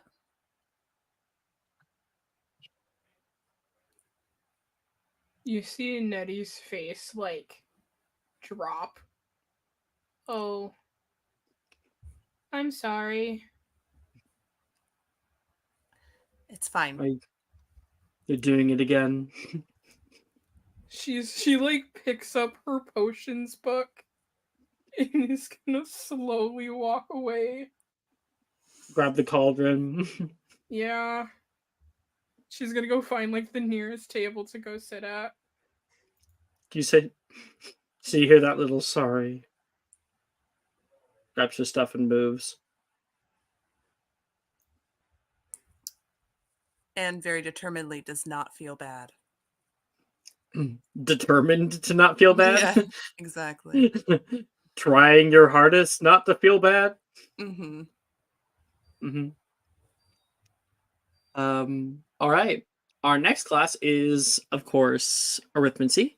And so for those of you who are in it, which Edgar is not and Alice is not, so you guys get to do a little mechanical free period if you want. Everybody else who's in arithmancy can try 2 spells with intelligence. Nettie, are you in arithmancy? I have an intelligence of 3. I would fail this class instantly. No. Okay. Hey, I've been blindsided before, okay? She would immediately ban me. Oh yeah. Like, you'd be the second player after Stikrin to be banned from a class. Yeah. Yeah. Mm-hmm. I don't know if you guys saw the announcement, but Sikrin in another game in Wednesday nights was the first player to ever be banned from a class altogether. So they were banned from Hogwarts and banned from a class. Uh-huh. Different characters. Yeah, but Sikrin. They were also the first character to ever murder anybody. God. Jeez. Yeah, okay. Wow. Mm-hmm. Sikrin's anything but inconsistent. Sikrin's been here the longest out of everybody. Sikrin has fought every magical creature in Magical Creatures class. Yeah, that's why they were banned. Oh, I rolled it wrong. Shoot. It's special attempt, isn't it? / special attempt, yes. Yeah. I do have a question because I have a T in this, right? You sure do. Because I missed class last time. Yeah, well, yeah, you didn't show up. No, I didn't.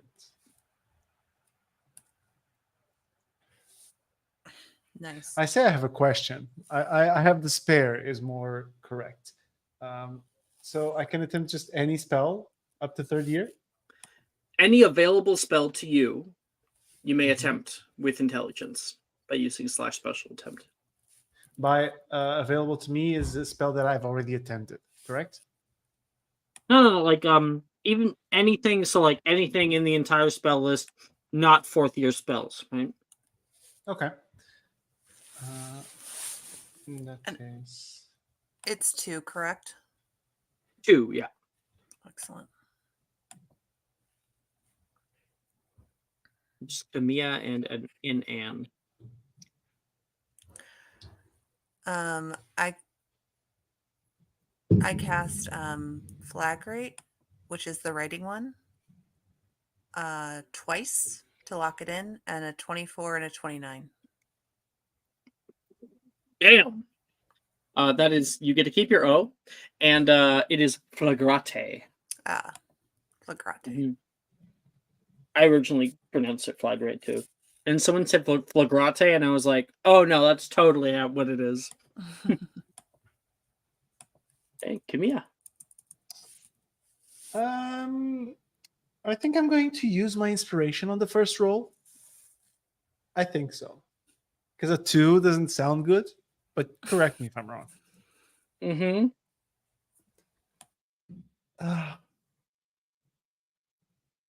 Are you an intelligence caster? No, I'm not. Your technique.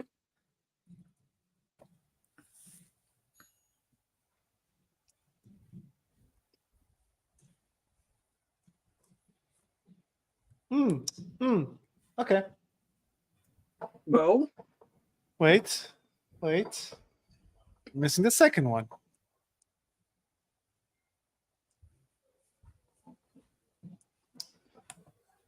I'm navigating the controls. I'm sorry.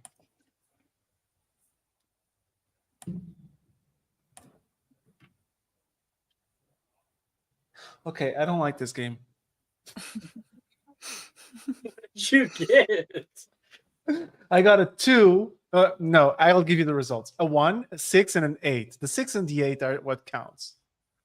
A 1, a 6, and 8. Oh, I'm back to rolling well, baby. Well, you know what? Your grade does increase. It does. It's a really low bar. So, yeah. It's not a T.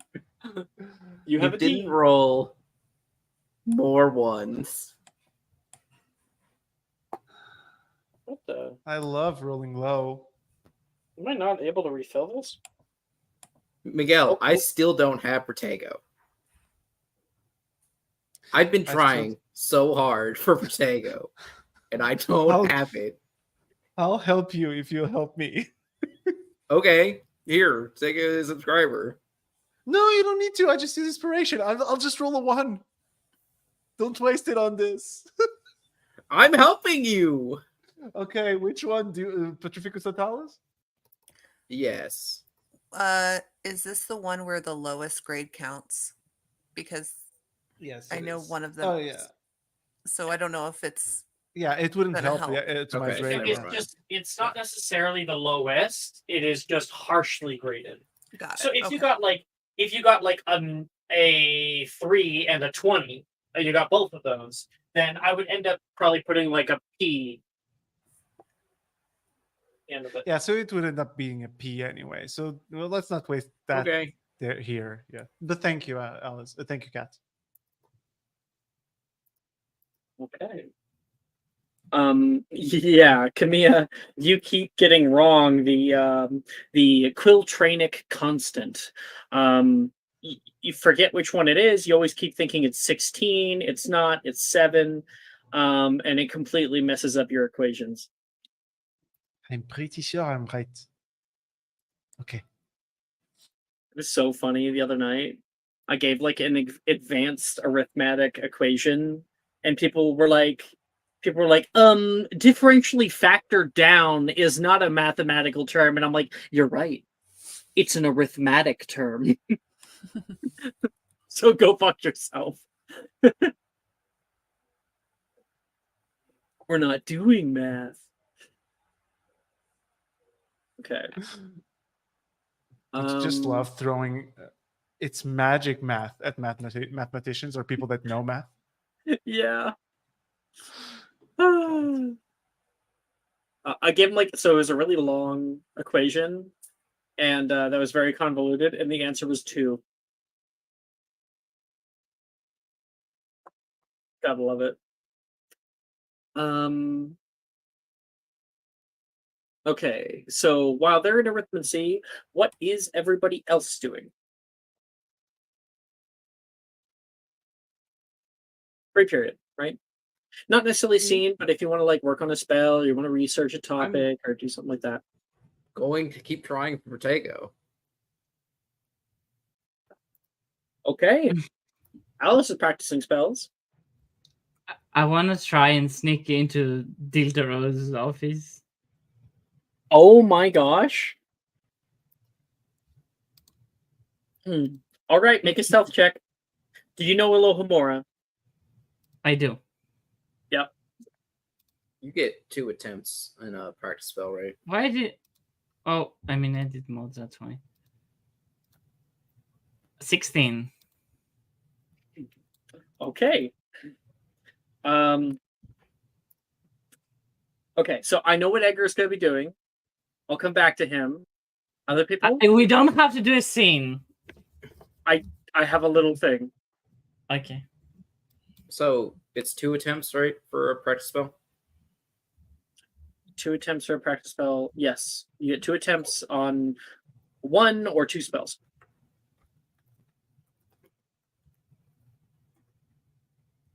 God damn it. I'm subscribing right now, Alexander K, to give my subscriber bonus to Kat on that first Using one. my whole name. Damn, Miguel. Thank you, Miguel. You're welcome. I told you I'll help you.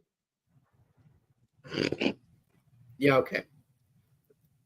All right, Did you fail again? I got a 2. I rolled a 1. So No, the cookie crumbles. No, not working. Alex? Okay. You do have inspiration also, right? Yeah. Huh? Yeah, You do have inspiration. I'll use it. Will she get Protego?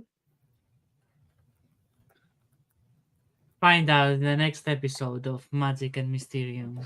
I was so close. I almost just immediately locked it in. What did you? Oh yeah. What did you get? I got a 21 on a 19. Okay, there we go. You got 1 successful cast of Protego. 1 success in 15 tries. Wow. The arc of the That's series has come to an end.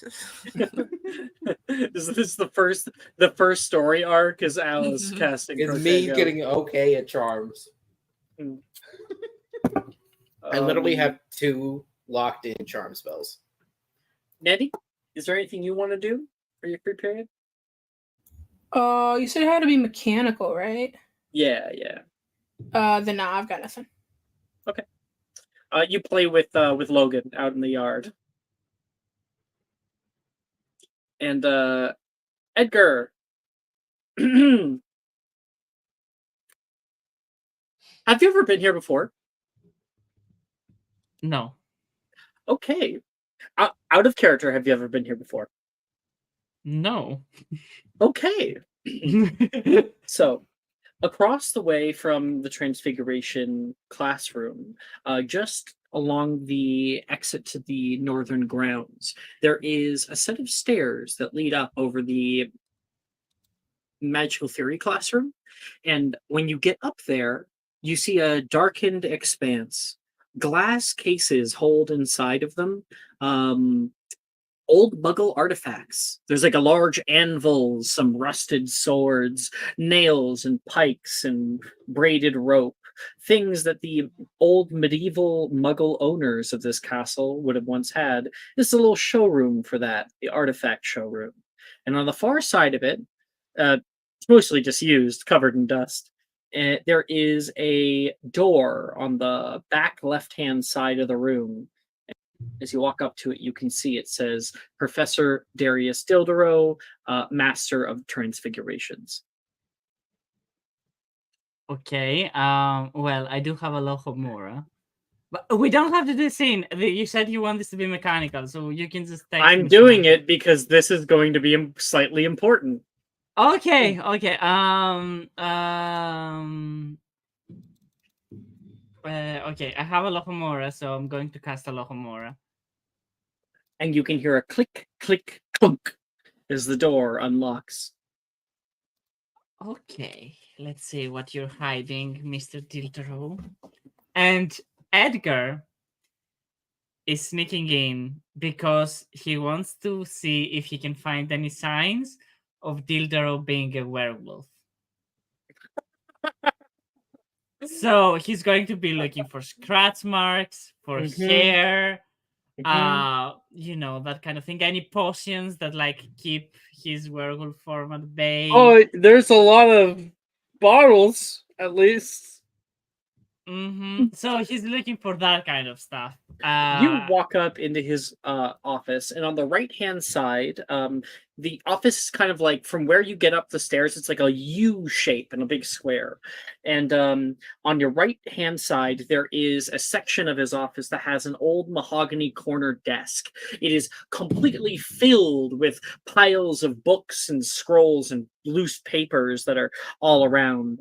On the left, there's like his seating area with a old like brown couch that looks like you would have gotten it off of a Goodwill. There is a side seat as well and a glass coffee table. And in that area, you see so many bottles. So many. And spilling over into that area, around the bend, you can see his like little one butt apartment kitchen and his bed that is covered with old clothes that spill out into the rest of the room. And there is dishes that are piling up in the kitchen area. Okay, so I'm Edgar. I'm walking in. I see the pile of books on the desk. He's kind of going to like lift them, see if the desk is fine, if there's anything weird on it. And after that, he's going to move to the potion. You can see, Edgar, a large piece of paper filled with rune analysis. It's very complicated work.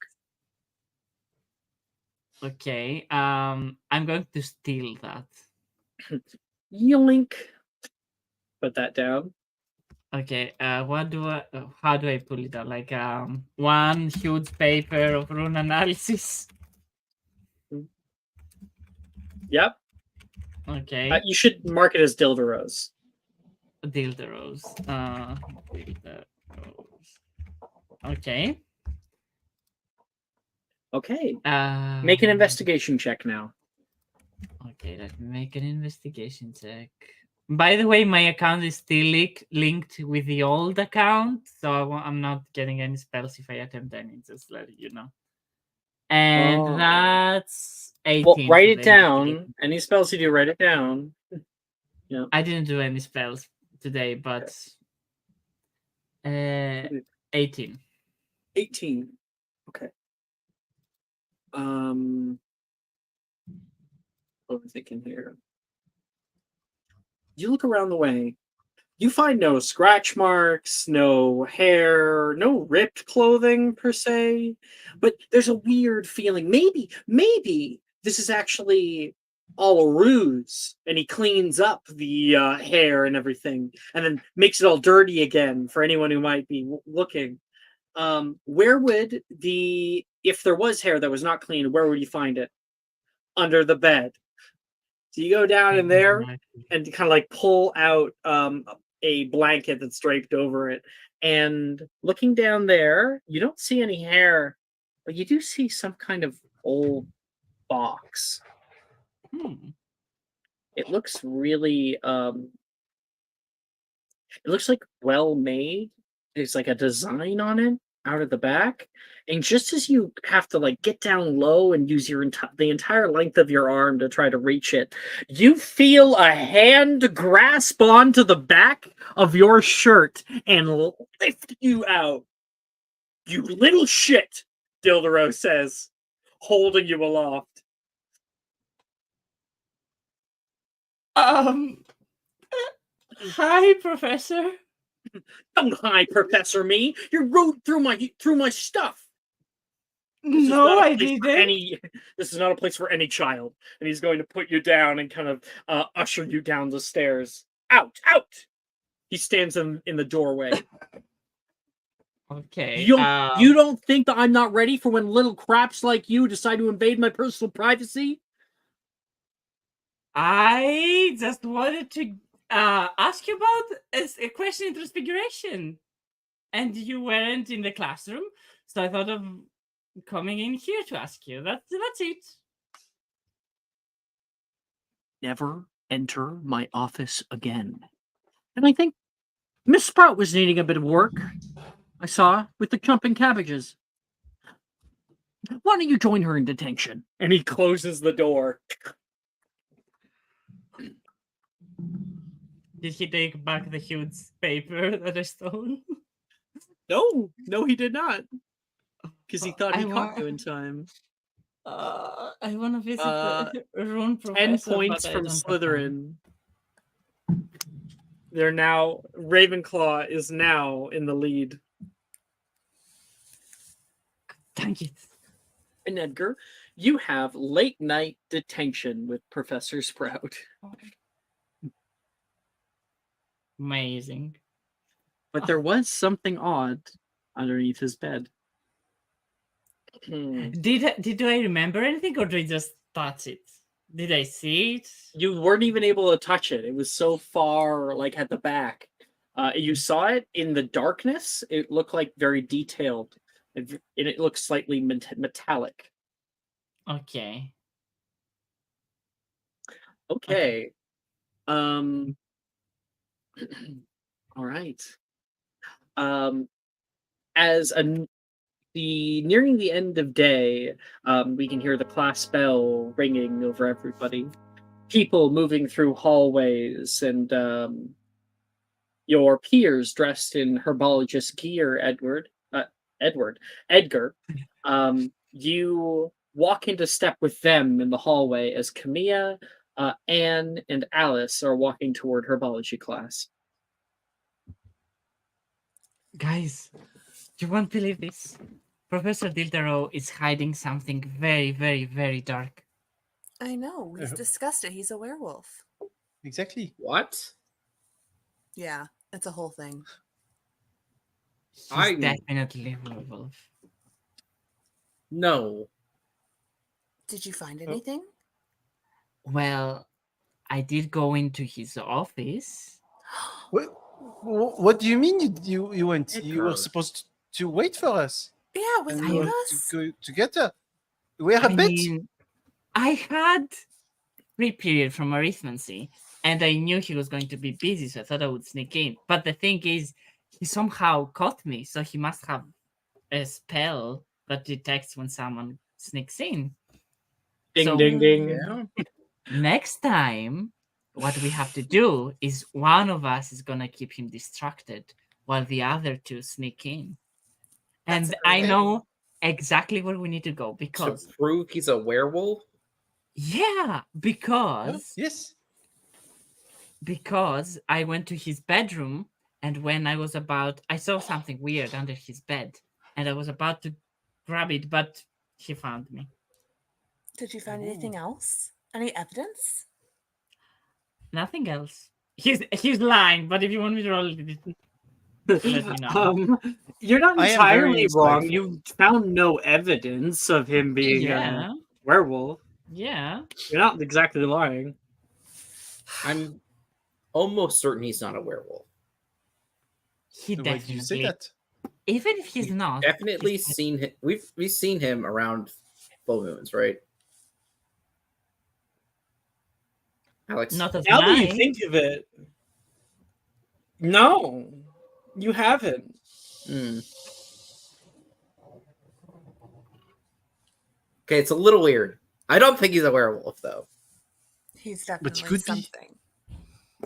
I mean, no one's Aren't you that curious, Alice? uptight. About him being a werewolf?